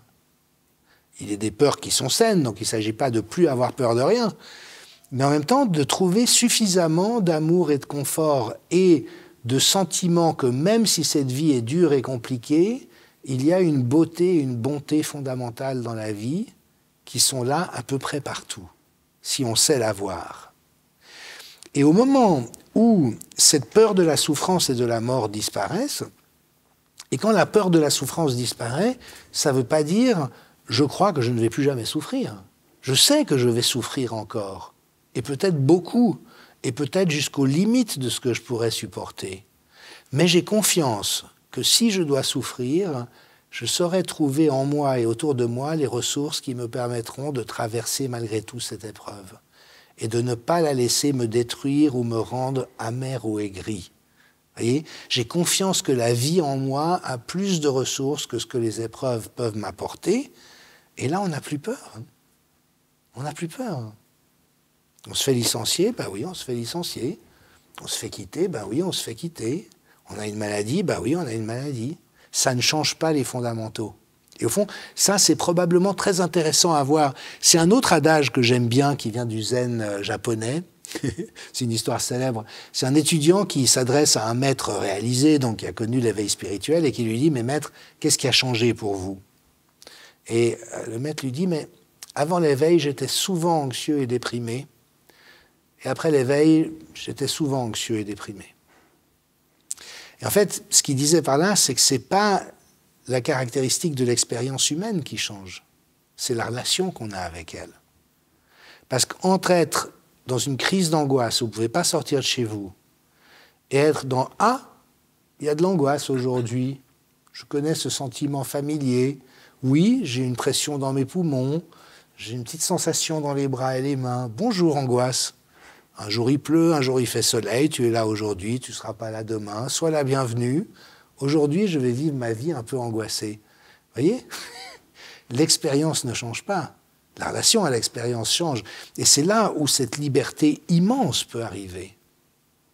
Alors, Solzhenitsyn, dans son fameux texte « Le déclin du courage en Occident », son discours à Harvard, disait ça, disait en Occident, vous êtes en train de vous diriger vers une décadence épouvantable. Vous ne savez pas pourquoi vous vivez parce que vous ne savez plus pourquoi vous seriez prêt à mourir. Et quand vous savez ce pourquoi vous seriez prêt à mourir, je préfère être tué ici et maintenant que de participer à ça ou de cautionner ça, vous êtes libre.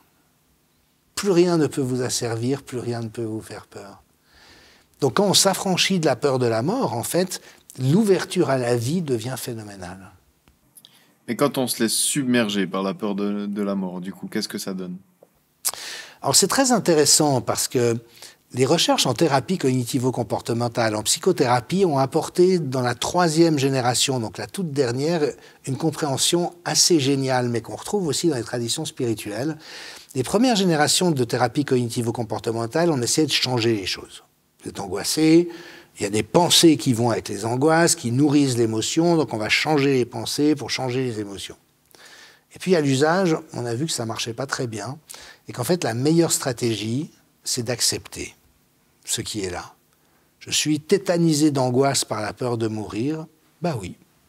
Est-ce que je peux accepter d'être tétanisé d'angoisse? Et la bonne nouvelle, c'est que par un paradoxe étonnant, tout ce qu'on accepte se résout. Et parfois, c'est même important de qualifier paradoxalement ce qui nous pourrit la vie. Je donne un autre exemple. C'est ennuyeux d'être timide. Un timide, il est mal à l'aise dans beaucoup de situations. On a vu, par exemple, récemment, dans les sciences du management, que les gens timides sont très importants dans les équipes et que les managers timides apportent tout un ensemble de bénéfices à l'entreprise que les managers extravertis et grande gueule n'apportent pas. Et qu'au fond, ça présente beaucoup d'avantages d'avoir un manager timide. Alors, vous voyez, quand vous expliquez ça à un timide, tout d'un coup, c'est plus un problème qu'il soit timide. Ok, c'est un donné. Peut-être qu'il va pouvoir, à un moment donné, dépasser sa timidité ou pas. On peut utiliser d'autres stratégies aussi pour voir d'où ça vient. Mais quand il y a cette acceptation, tout d'un coup, il y a une détente. Et le fait de vivre le problème qu'on a prend, là encore, d'autres caractéristiques parce que ça se déproblématise. Oui, c'est comme ça. Ok, qu'est-ce que je peux en faire pour avoir une bonne vie avec la timidité, avec la peur de la mort? Et puis de toute manière, on ne choisit pas. Je ne peux pas décider de ne plus avoir peur de la mort. Par contre, si j'identifie que ça génère un certain nombre d'inconvénients dans ma vie et que peut-être je serais mieux sans, et que je cultive par un ensemble de pratiques le fait d'avoir ces moments d'éveil, ces moments d'émerveillement, ces moments de gratitude, peut-être qu'un jour je me réveillerai et je me dis « Tiens, c'est bizarre. Ce truc qui m'a empoisonné la vie pendant longtemps, c'est plus à l'ordre du jour. » Et donc, pour revenir aux aspects, aux déterminants de santé qui sont liés à ces états d'esprit, aux questions spirituelles, aux questions de gratitude, vous êtes aussi spécialisé dans les domaines de la santé. Donc, quels impacts concrets, au-delà de lutter contre la dépression, de l'anxiété, etc., ça peut avoir sur la santé en général aussi, physiologiquement? Alors peut-être une toute petite précision liminaire, c'est qu'aujourd'hui, on est sorti de cette représentation binaire qui oppose la santé et la maladie. C'était la grande définition classique, la santé, c'est l'absence de maladie. Aujourd'hui, on voit les choses un peu différemment et on a en fait une grille à 2 axes. Une, c'est maladie ou pas maladie, et l'autre, c'est en bonne santé ou pas en bonne santé. Parce qu'on peut avoir une maladie et être en bonne santé, et on peut ne pas avoir de maladie et être en mauvaise santé. Et c'est d'ailleurs un des enjeux du rétablissement en santé mentale ou de certaines pathologies, c'est que chez certaines personnes, le rétablissement peut se traduire par une disparition de la difficulté, tant mieux. Mais chez d'autres personnes, il n'y a pas une disparition, mais on peut vivre avec la difficulté différemment et d'une manière qui nous permet d'être en bien meilleure santé. Donc ça, c'est juste peut-être un petit préalable parce que c'est aujourd'hui sur ces modèles qu'on travaille. Cela dit, c'est effectivement la santé qui a ramené la préoccupation pour la santé au premier plan. Et d'ailleurs, vous imaginez bien, il y a certaines personnes comme ça qui sont un petit peu en retard sur l'évolution du temps, qui des fois se gaussent un peu en disant « spiritualité, c'est pas sérieux, les licornes et les arcs-en-ciel, c'est de nouveau ces trucs complètement farfelus ». Non, c'est complètement mainstream sur le plan scientifique. Il y a eu plus de 20 000 articles qui ont été publiés dans la littérature au cours des 25 dernières années sur le lien entre spiritualité et santé. C'est énorme comme terrain de recherche.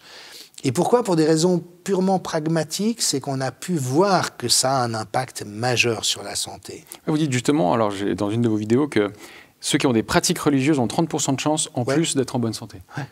Et le risque de mortalité est diminué d'un tiers, quel que soit votre âge. C'est quand même énorme. Énorme. Évidemment, on meurt beaucoup plus à 90 ans qu'à 30, mais que vous ayez 30 ans ou 90 ans, si vous avez une pratique spirituelle régulière et que vous faites partie d'un groupe qui pratique des croyances spirituelles ou religieuses, vous avez un tiers de moins de risque de mourir. C'est énorme. Alors, on essaye d'expliquer ça de différentes manières, mais je pense vraiment que cette espèce de pacification par rapport à la vie et à ce qui constitue un destin se traduit après dans un ensemble de répercussions positives pour la santé qui impliquent aussi bien la neurophysiologie, le stress et l'angoisse, mais on sait aussi à quel point la qualité relationnelle est importante pour la santé. Et c'est clair que quand vous êtes dans un groupe dont vous partagez les valeurs et les convictions, bah oui, il y a le sentiment d'appartenir à une tribu et ça fait beaucoup de bien, sauf si les valeurs de la tribu sont mauvaises. Il y a aussi des formes de spiritualité qui ne sont pas bonnes pour la santé. Lesquelles, par exemple? Tous les systèmes de domination. Donc les gourous, les gourous, alors, là encore, il faut distinguer. En Inde, le gourou, c'est une figure sociale. C'est celui qui a vaincu les ténèbres et qui a accédé à un état d'éveil et qui est habilité à guider les autres. On trouve à boire et à manger. Il y a de très bons gourous et il y a des gourous qui se sucrent abondamment au passage d'une manière qui n'est pas très glorieuse et qui mettent ceux qui les suivent dans des états de dépendance. Et c'est ça le risque. Donc c'est la domination et la dépendance. Et puis c'est aussi toutes les formes de spiritualité qui sont un peu paranoïaques. Alors, c'est très amusant, parce que si vous croyez en un Dieu d'amour bienveillant qui vous soutient, qui vous aime et qui, même quand vous faites des trucs pas très catholiques, et puis que vraiment vous dites « merde, là, j'aurais pas dû faire ça », vous embrasse avec bienveillance, c'est très bon pour la santé. Mais si vous avez la vision d'un Dieu qui laisse rien passer, qui vous punit à la première incartade et qui vous surveille en permanence, bah forcément, ça nourrit des états d'anxiété et c'est pas bon pour la santé.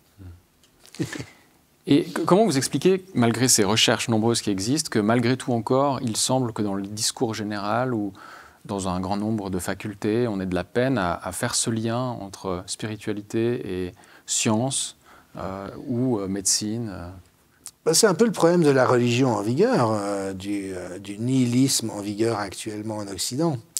Effectivement, c'est Gregory Bateson, le grand anthropologue, un des fondateurs de la systémique, qui disait « il est impossible de ne pas avoir de religion ». La religion, c'est une carte du monde. Et quelles que soient vos croyances, vous avez une carte du monde. Et de manière très paradoxale, on peut même dire qu'un athée croit en Dieu.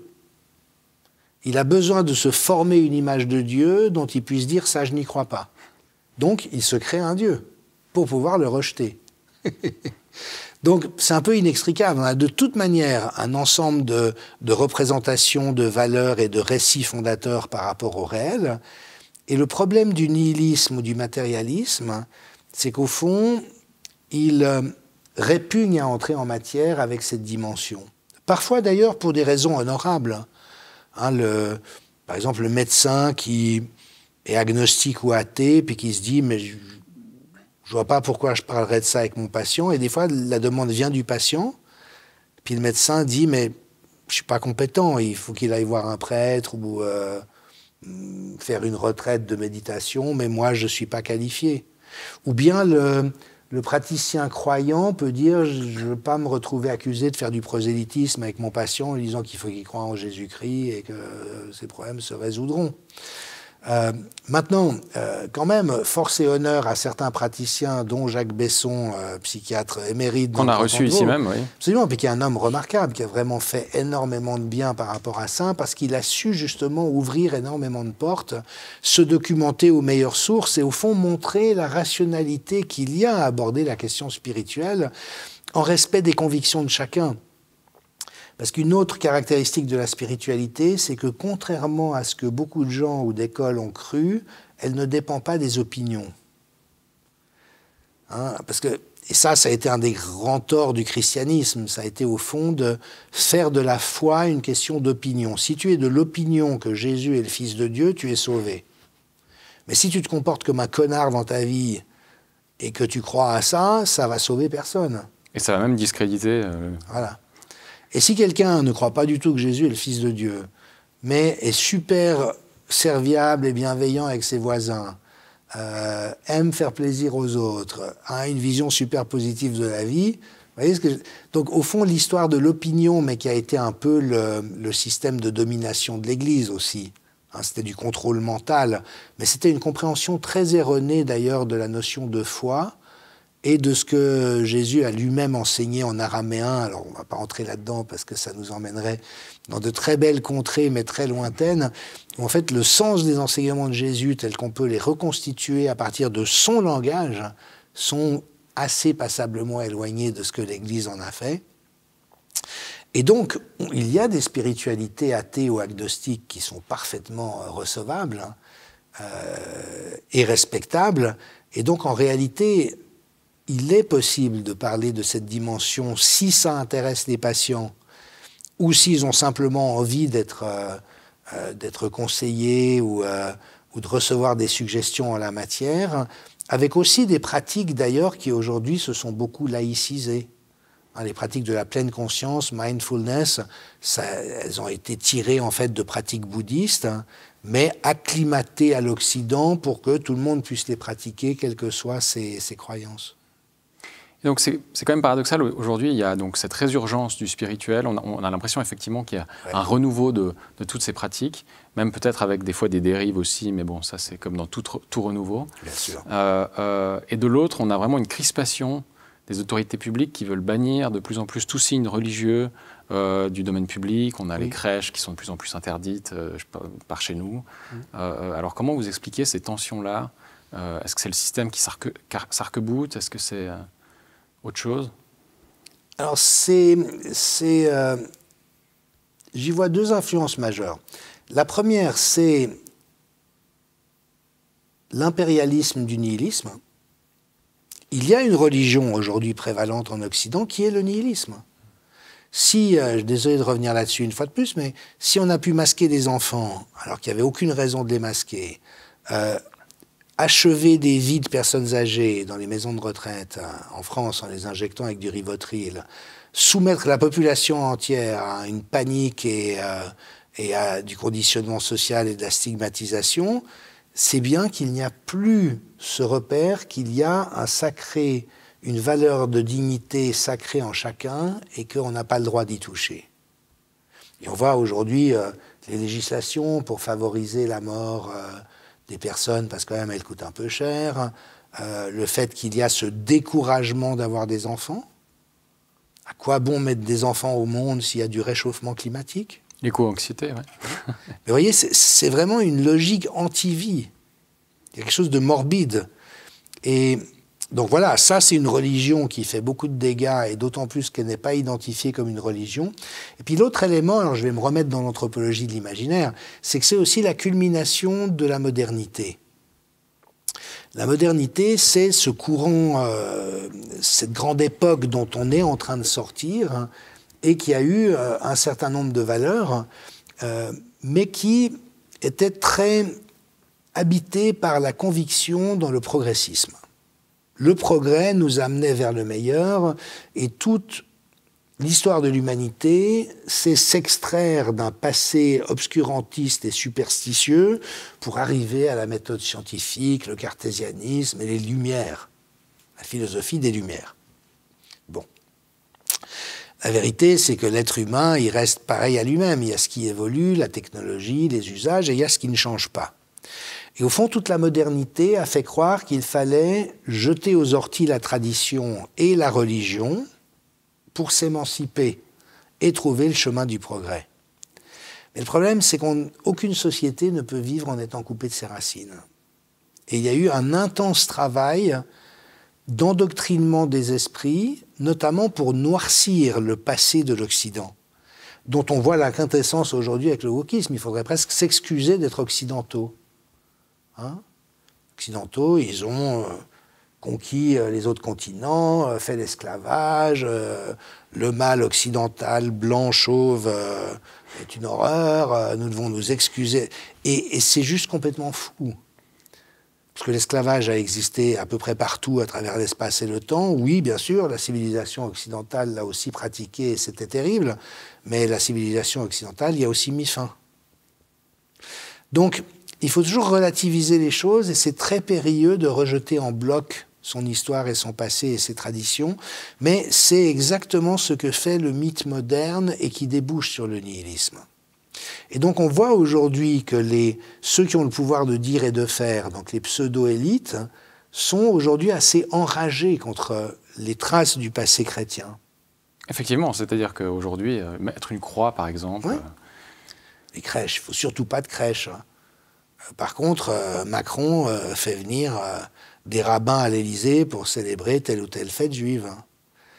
Ursula von der Leyen dit qu'il faut arrêter d'associer l'Europe au christianisme, mais elle dit que le Talmud, c'est les valeurs de l'Europe.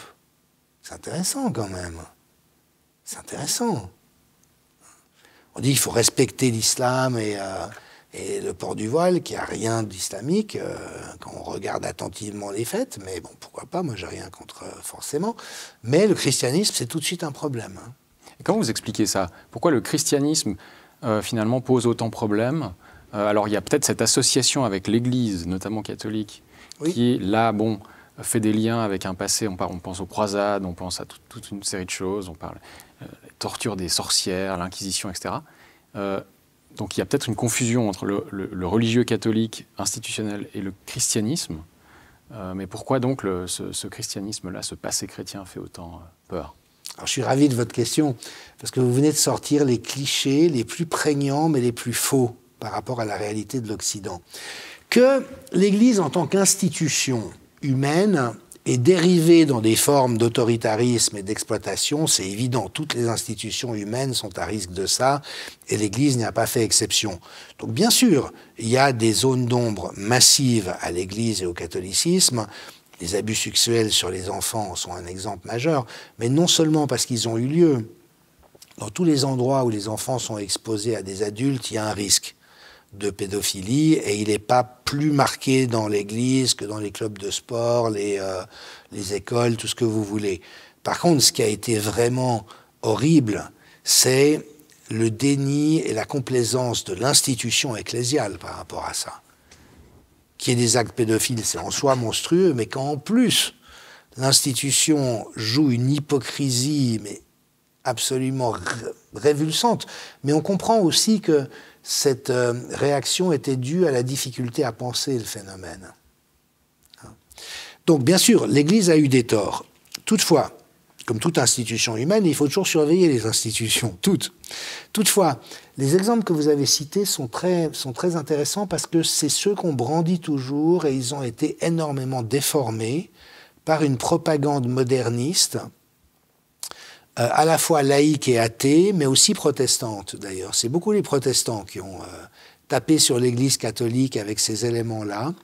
Et en l'occurrence, la perception qu'on a de ces phénomènes aujourd'hui est très très erronée. L'Inquisition, par exemple, alors on a tous le nom de la rose à l'esprit, les inquisiteurs sadiques qui vont faire avouer à des jeunes femmes sexy qu'elles ont le diable en elles, avec une espèce de lubricité refoulée comme ça, enfin d'espèce d'image d'horreur. Alors qu'il y ait eu des pervers dans l'Inquisition, c'était probablement aussi vrai. Toutefois, quand on observe les chiffres, combien de personnes savent que la Révolution française, en un mois, a fait autant de victimes que l'Inquisition pendant tout le Moyen-Âge dans tous les pays d'Europe? Un mois pendant la Terreur, en France uniquement, plus de victimes que toute l'Inquisition à travers 6 siècles d'existence. Et en fait, la réalité de l'Inquisition, c'est que ça a été la première procédure judiciaire équitable qui donnait tous les droits à la défense de faire valoir son point de vue. Dans 98% des cas, ça se soldait par un acquittement. Ah oui. C'était très souvent des querelles de voisinage avec des accusations de sorcellerie, comme on trouve encore dans les pays qui croient à la sorcellerie, avec des risques de lynchage par les villages des personnes désignées à la vindicte populaire. Et les inquisiteurs arrivaient pour faire une procédure judiciaire équitable qui se soldait dans l'immense majorité des cas par l'acquittement de la personne. Et on a transformé, la torture était autorisée 15 minutes au maximum en tout et pour tout, d'une manière qui ne mette pas en danger la vie de la personne, mais non plus de créer des dégâts irréversibles. Et ça, il y a des auteurs qui ont écrit sur ça. Enfin, Oui. C'est quoi les sources pour ça? Et justement, il y a eu un intense travail des historiens au cours des 50 dernières années pour se repencher sur tous ces procès d'intention vis-à-vis de l'Église. Et on a vu qu'à peu près tout avait été noirci massivement pour donner cette impression détestable qui fait qu'après, tout le monde repousse ça en disant « Vous ne voulez quand même pas le retour de l'Inquisition » et l'Église ne peut plus avoir de crédibilité étant donné les croisades et l'Inquisition, etc. Alors qu'on jette le bébé avec l'eau du bain par la même occasion. Et le fait que l'Église a été extraordinairement au service des pauvres et des miséreux pendant des siècles et des siècles, avec vraiment des réseaux de solidarité et de charité qui étaient très très proactifs. Une historienne française, Marion Sigaud, qui a beaucoup travaillé là-dessus, montrait que la protection sociale sous l'Ancien Régime en France, du paysan jusqu'aux bourgeois des villes, était beaucoup plus généreuse que n'importe quel des droits sociaux dont on bénéficie aujourd'hui. Mais c'est-à-dire, comment ça fonctionnait? C'est-à-dire qu'il y avait des systèmes de solidarité par corporation. Par exemple, elle cite l'exemple de la femme d'un ébéniste dont le mari meurt, et elle se retrouve avec ses enfants sans moyens de subsistance. La corporation instantanément a pris en charge l'entier des frais du foyer, de l'écolage, etc., jusqu'au moment où elle s'est remariée avec un ébéniste et où le soutien a pris fin. Et puis, ce qu'on oublie toujours, là encore, beaucoup d'historiens le rappellent aujourd'hui, c'est qu'un roi de France sous la monarchie absolue avait moins de pouvoir que Macron aujourd'hui. Parce qu'il était soumis à un ensemble de contraintes relevant du paradigme de la société organique dont il était la tête, mais dont il n'était pas le dictateur. Il était soumis à un ensemble d'usages. Il y avait différents princes aussi qui contrôlaient les régions. Etc. Absolument. Les parlements, les corporations, les régions, les guildes, les équilibres. Et puis, il était chrétien, il était pécheur. S'il faisait n'importe quoi, il risquait d'aller en enfer. Louis XV a dû se confesser de ses inconduites sexuelles, alors qu'il avait frôlé la mort. Le clergé lui a intimé de se confesser envers le peuple français des inconduites qu'il avait eues. Et ce sens qu'on a totalement perdu aujourd'hui en Occident, et qui pour moi est un des trésors du christianisme, c'est qu'il y a en chacun le reflet de Dieu. Le texte de l'Évangile, ce que tu fais au plus petit, tu le fais à Dieu lui-même. Et ça, aujourd'hui, quand on voit les SDF massifs dans les rues de France, et non seulement des Roms qui voyagent et qui ont vécu comme ça depuis des siècles, mais des jeunes Français de 18 ans qui vivent dans la rue sur un carton. Et tout le monde qui passe dans l'indifférence générale. Dans une société chrétienne, ça aurait été inenvisageable. Ou un autre exemple que j'aime bien citer, c'est Louis XV, toujours après la bataille de Fontenoy, qui emmène son fils, le grand dauphin, donc le père des futurs Louis XVI, Louis XVIII et Charles X sur le champ de bataille, et qui lui dit, montrant les cadavres et les blessés, « Voyez comme le sang humain est précieux, y compris celui de nos ennemis, il faut le faire couler le moins possible. » Dans les grandes boucheries du XXe siècle, la guerre de 14-18, 39-40, dans le stalinisme, le maoïsme, où est le respect de la dignité de la personne qu'on envoie crever dans un camp? Ça a disparu, on est dans le nihilisme. Donc en fait, le christianisme gardait une tenue, une place du sacré au cœur de la société. Ça a été très noirci par des générations d'historiens qui l'ont fait à dessein, pour disqualifier cette tradition. Bon, évidemment, déjà, je ne suis pas partisan parce que je ne suis pas catholique ni protestant. Je ne suis pas forcément pour un retour du christianisme. Ça, ni de l'Ancien Régime. Ni de l'Ancien Régime. Mais je trouve, là encore, que c'est excessivement compliqué de se couper de la réalité de tout ce qu'il y a eu de bon dans cet univers, surtout si on noircit avec des choses qui sont exagérées au passage. Surtout, la question, c'est qu'est-ce qu'on met à la place? C'est-à-dire que même si on s'en détache, exactement. Qu'est-ce qu'on met à la place? Si c'est pour mettre le nihilisme dont vous parlez, c'est peut-être pas la meilleure solution. En tout cas, il y a peut-être d'autres solutions possibles. Et là, pour l'anthropologue que je suis, c'est un extraordinaire questionnement. Je pense qu'au niveau individuel, les neurosciences sont en train d'apporter les clés dont on a besoin. Parce qu'au fond, elles arrivent à objectiver la réalité des expériences spirituelles et que chacun les vit à sa manière et qu'il n'y a pas à ne pas respecter la manière de le vivre. Si vous avez envie de dire « j'ai senti que Dieu était avec moi dans la pièce, ça m'a fait un bien fou », où j'ai senti un amour universel être là, de quel droit je viendrais vous dire il faut dire la première et pas la deuxième, ou vice-versa? Vous voyez ce que je veux dire? Par contre, on peut objectiver le fait que les gens ont ce genre d'expérience. Donc ça, je trouve extraordinaire et presque autosuffisant sur le plan personnel. Après, il y a la dimension collective, et il y a effectivement on sent qu'il y a une tentation du retour du sacré. Par contre, comment peut-on faire vivre du sacré en l'absence d'un cadre partagé et d'une religion? Et moi qui ne suis pas anti-religieux, contrairement à beaucoup de gens, parce que je sais anthropologiquement que même si les religions sont à risque de connaître des dérives, elles ont dans l'ensemble apporté beaucoup plus de facteurs de civilisation que de problèmes, je suis effectivement dubitatif quant au fait que je ne vois pas la religion chrétienne revenir en masse en Occident. Encore que l'exemple des pays de l'Est est intéressant. Parce que dans les pays de l'Est, c'est vraiment très fort. Orthodoxie, ouais. Mais évidemment que l'orthodoxie avait été combattue par les communistes de manière impitoyable. Donc dans l'après, ça faisait sens de réinviter cette tradition, alors que chez nous, le protestantisme et le catholicisme se sont un peu dévitalisés tout seuls, en quelque sorte. Mais allez savoir, cela dit, c'est une vraie question de comment est-ce qu'on va pouvoir recréer du communautaire spirituel, mais... Parce que pour l'instant, les gens font un peu leur shopping, d'une certaine manière. Les gens font leur shopping. C'est la grande critique que, par exemple, donnent les catholiques ou les religieux institutionnels à ces pratiques ésotériques, un peu New Age, entre guillemets, selon eux. Ouais. Alors, si je peux me permettre une appréciation, j'ai repéré que c'est un pli des chrétiens et des catholiques en particulier de tout voir sous l'angle de la diablerie. Donc j'ai même des gens qui me disent le bouddhisme, c'est du satanisme, le yoga, c'est du satanisme, les médiums, c'est du satanisme. On se calme. On se calme.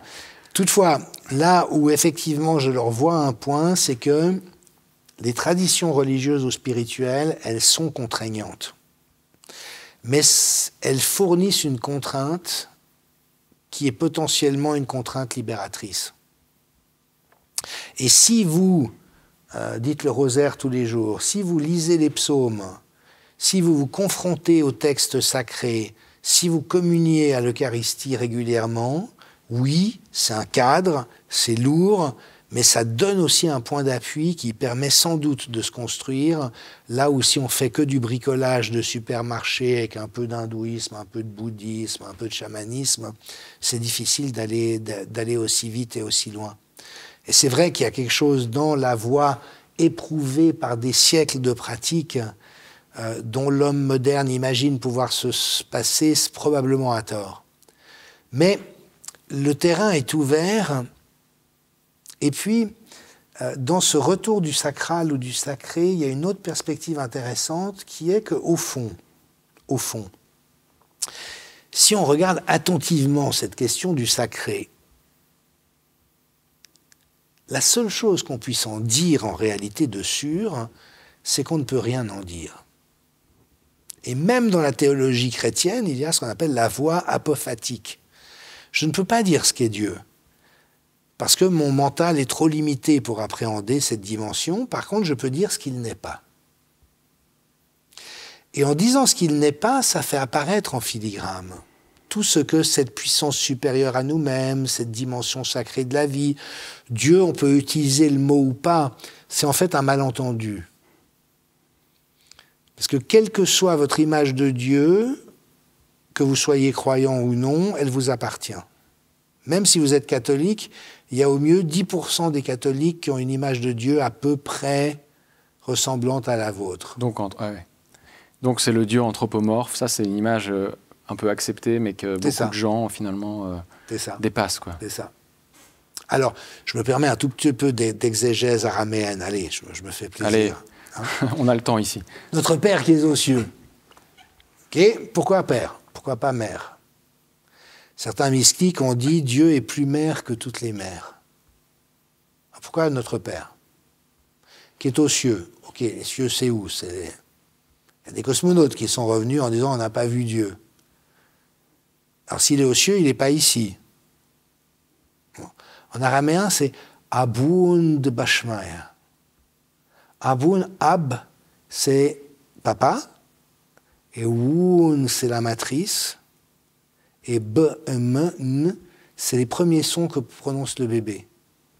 Enfin, d'abord, c'est des voyelles. A, E. Puis après, c'est M, M, maman. Et B, P, P, P, papa.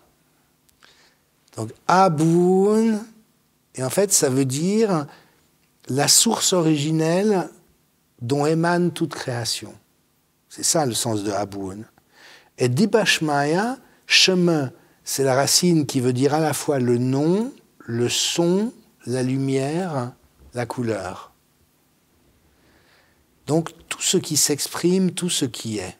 Aboun Dibashmaya, ce serait notre source d'amour infini qui est au cœur de l'être, qui est au cœur de tout ce qui est. Vous voyez, notre Père qui est aux cieux. C'est vrai que la traduction est quand même très éloignée de ce que vous dites. Ouais. Eh oui. Alors, traducteur et traditor, et on trahit toujours en traduisant, mais c'est vrai que si on revient au sens de ce en quoi croyait Jésus, tel qu'on peut le reconstituer d'après l'araméen, on sait qu'il a dit ces mots en araméen, eh bien on voit que c'est une complètement autre histoire. Il y a une source d'amour infini au cœur de tout ce qui est. Et c'est notre origine. Que ton nom soit sanctifié. Pourquoi son nom doit être sanctifié? S'il est saint, il n'y a pas besoin de le sanctifier. Puis pourquoi le nom? En araméen, dans toutes les pensées sémitiques, le nom, c'est l'être. Si vous dites le nom de quelque chose, vous convoquez la vibration de l'être. Et sanctifié, c'est reconnu dans sa sacralité. Donc en fait, ce que ça veut dire, c'est que ton réel soit célébré. Notre source d'amour infini qui est dans le cœur de l'être, que ton réel soit célébré. Que nous soyons conscients de ta réalité pour entretenir un sentiment d'émerveillement et de gratitude au fait que nous sommes l'émanation d'une énergie créatrice qui nous aime et qui nous accompagne. C'est beau. Vous devriez traduire ces textes. Eh oui, eh oui, eh oui. Alors il y a déjà bien sûr des académiciens. Ça c'est un grand historien des religions, Neil Douglas Klotz, qui l'a fait à partir justement des racines sémitiques. Mais ce que je veux dire aussi, c'est qu'on pourrait réinventer les choses. C'est là où on n'a pas forcément besoin de bazarder. Mais évidemment, si c'est retourné au christianisme, où il ne faut pas avoir de relations sexuelles avant le mariage, ou le divorce, vous ne pouvez plus communier après, ou ce qu'il y a dans le Deutéronome est encore vrai aujourd'hui. Si c'est retrouver le sens de ce que ça veut réellement dire ou de ce que ça peut dire aujourd'hui, peut-être que là, il y a un souffle possible. Et puis le fait que chaque tradition religieuse prise avec ce genre de relation avec elle peut livrer des trésors. L'islam, qui fait peur à beaucoup de gens, mais est somptueux dans sa déclinaison soufie. Donc l'ésotérisme musulman, effectivement. Oui, la tradition mystique. Hein. Tradition mystique, ouais. Le judaïsme, Dieu sait si je suis très critique du sionisme et d'Israël. Par contre, j'échappe au fait de me faire traiter d'antisémite, parce que je suis très judéophile. J'ai une immense admiration pour la tradition judaïque. Elle est horriblement dévoyée dans les formes messianiques politiques contemporaines. C'est même un blasphème par rapport au cœur de ce dont il s'agit. Mais la tradition mystique juive, elle est... Donc après, moi, mon espoir, c'est qu'on puisse grandir en compréhension et en éducation par rapport à ces réalités pour réinviter le religieux, mais qui ne soient pas les formes sclérosées du passé, qui soient justement des supports d'émerveillement et de communion les uns avec les autres autour de ces réalités dans lesquelles on peut se retrouver. Jean-Dominique Michel, on arrive au terme de cet entretien. On a l'habitude de terminer avec une carte blanche pour nos invités, donc si vous avez quelque chose à ajouter. Ben non, si ce n'est vous remercier pour votre invitation. Vous savez, Viktor Frankl, qui a été à la base de la salutogenèse, qui a été aussi une grande inspiration du professeur Besson, lui travaillait, après avoir échappé à l'enfer des camps, il a repris sa pratique psychanalytique à Vienne. Et là, des gens de la bourgeoisie viennoise qui n'avaient jamais vécu ce que lui avait vécu, pas le millième, il les trouvait désespérés au point de contempler le suicide. Et ça l'a tellement étonné. Moi, j'ai traversé les camps de la mort, je suis en vie, j'ai pas pensé une seconde à me suicider, et ces gens sont prêts à mettre fin à leur vie alors qu'ils ont tout pour être heureux en apparence. Et ce qu'il a mis en lumière, c'est l'importance de cette dimension du sens, de l'âme, de la spiritualité, qu'au fond, si on ne vit pas la vie qui correspond à qui on est, on dépérit. Et Frankl a mis en lumière cette notion d'inconscient spirituel. Là, il y a l'inconscient individuel, il y a l'inconscient collectif et il y a l'inconscient spirituel. Et une société qui ne fait pas place au sacré est une société qui invite inévitablement la dépression, l'agression et l'addiction. Ce sont les symptômes du fait que le sacré n'est plus là pour réunir les gens et lisser les tensions. Et voilà, on est dans un moment de grande tension de nos sociétés. Le dialogue est devenu très difficile avec toutes sortes de personnes parce qu'elles sont trop radicalisées ou traumatisées en réalité à répétition. Et c'est à la fois un moment difficile et inquiétant, mais c'est aussi un moment où on sent que les possibles sont en gestation. Et moi, j'ai juste envie de participer à ce mouvement et de partager avec vous combien, en dépit de la dureté et de l'âpreté des temps, je ressens un grand enthousiasme au fait de vivre cette aventure. On a à trouver un chemin pour enfin accéder à quelque chose qui soit bon pour le plus grand nombre. Et la vérité, c'est que le plus grand nombre aspire à vivre une bonne vie. Le nombre de prédateurs qui veulent à tout prix exploiter la masse pour s'enrichir indéfiniment, quel qu'en soit le prix, c'est un tout petit groupe de psychopathes et de sociopathes. Donc il s'agit aussi pour nous de reprendre notre pouvoir pour ne plus nous laisser être emmenés dans ces directions extrêmement nocives et destructrices. Donc il y a un éveil de conscience qui est à l'ordre du jour, qui se produira ou pas, mais je trouve déjà que les possibilités de nous rencontrer, d'échanger, de penser ensemble sur votre chaîne, vous faites un travail magnifique.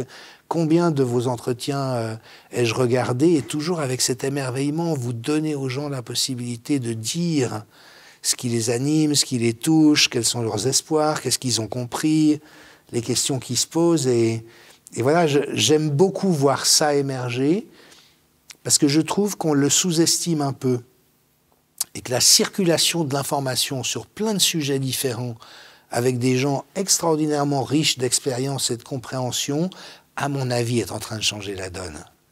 Parce qu'il y a une espèce de culture générale qui émerge malgré tout ce qu'ils essayent de censurer et de refermer. Je sens que la médecine est au bord de l'effondrement. Le jour où la religion vaccinale est déstabilisée, comme ils sont en train de le faire aux États-Unis, parce qu'ils montrent juste qu'il n'y a aucune science derrière cette religion. Et je ne suis pas contre les vaccins en tant que tels, mais tant qu'il n'y a pas une vraie science solide qui justifie leur utilité, c'est juste absurde de dire on impose à tout le monde et on n'a pas le droit de le questionner. Donc on sent qu'il y a beaucoup d'endroits où ça tangue, et en ce qui me concerne, je reste envers et contre tout assez confiant quant au fait que de toute manière, les plans échouent toujours parce que la vie est à plus d'un tour dans son sac. Et donc je pense que ce plan d'asservissement de nos sociétés est voué à l'échec. Donc je me réjouis de voir comment et quand l'échec va se produire. Jean-Dominique Michel, merci pour cet entretien. Merci à vous.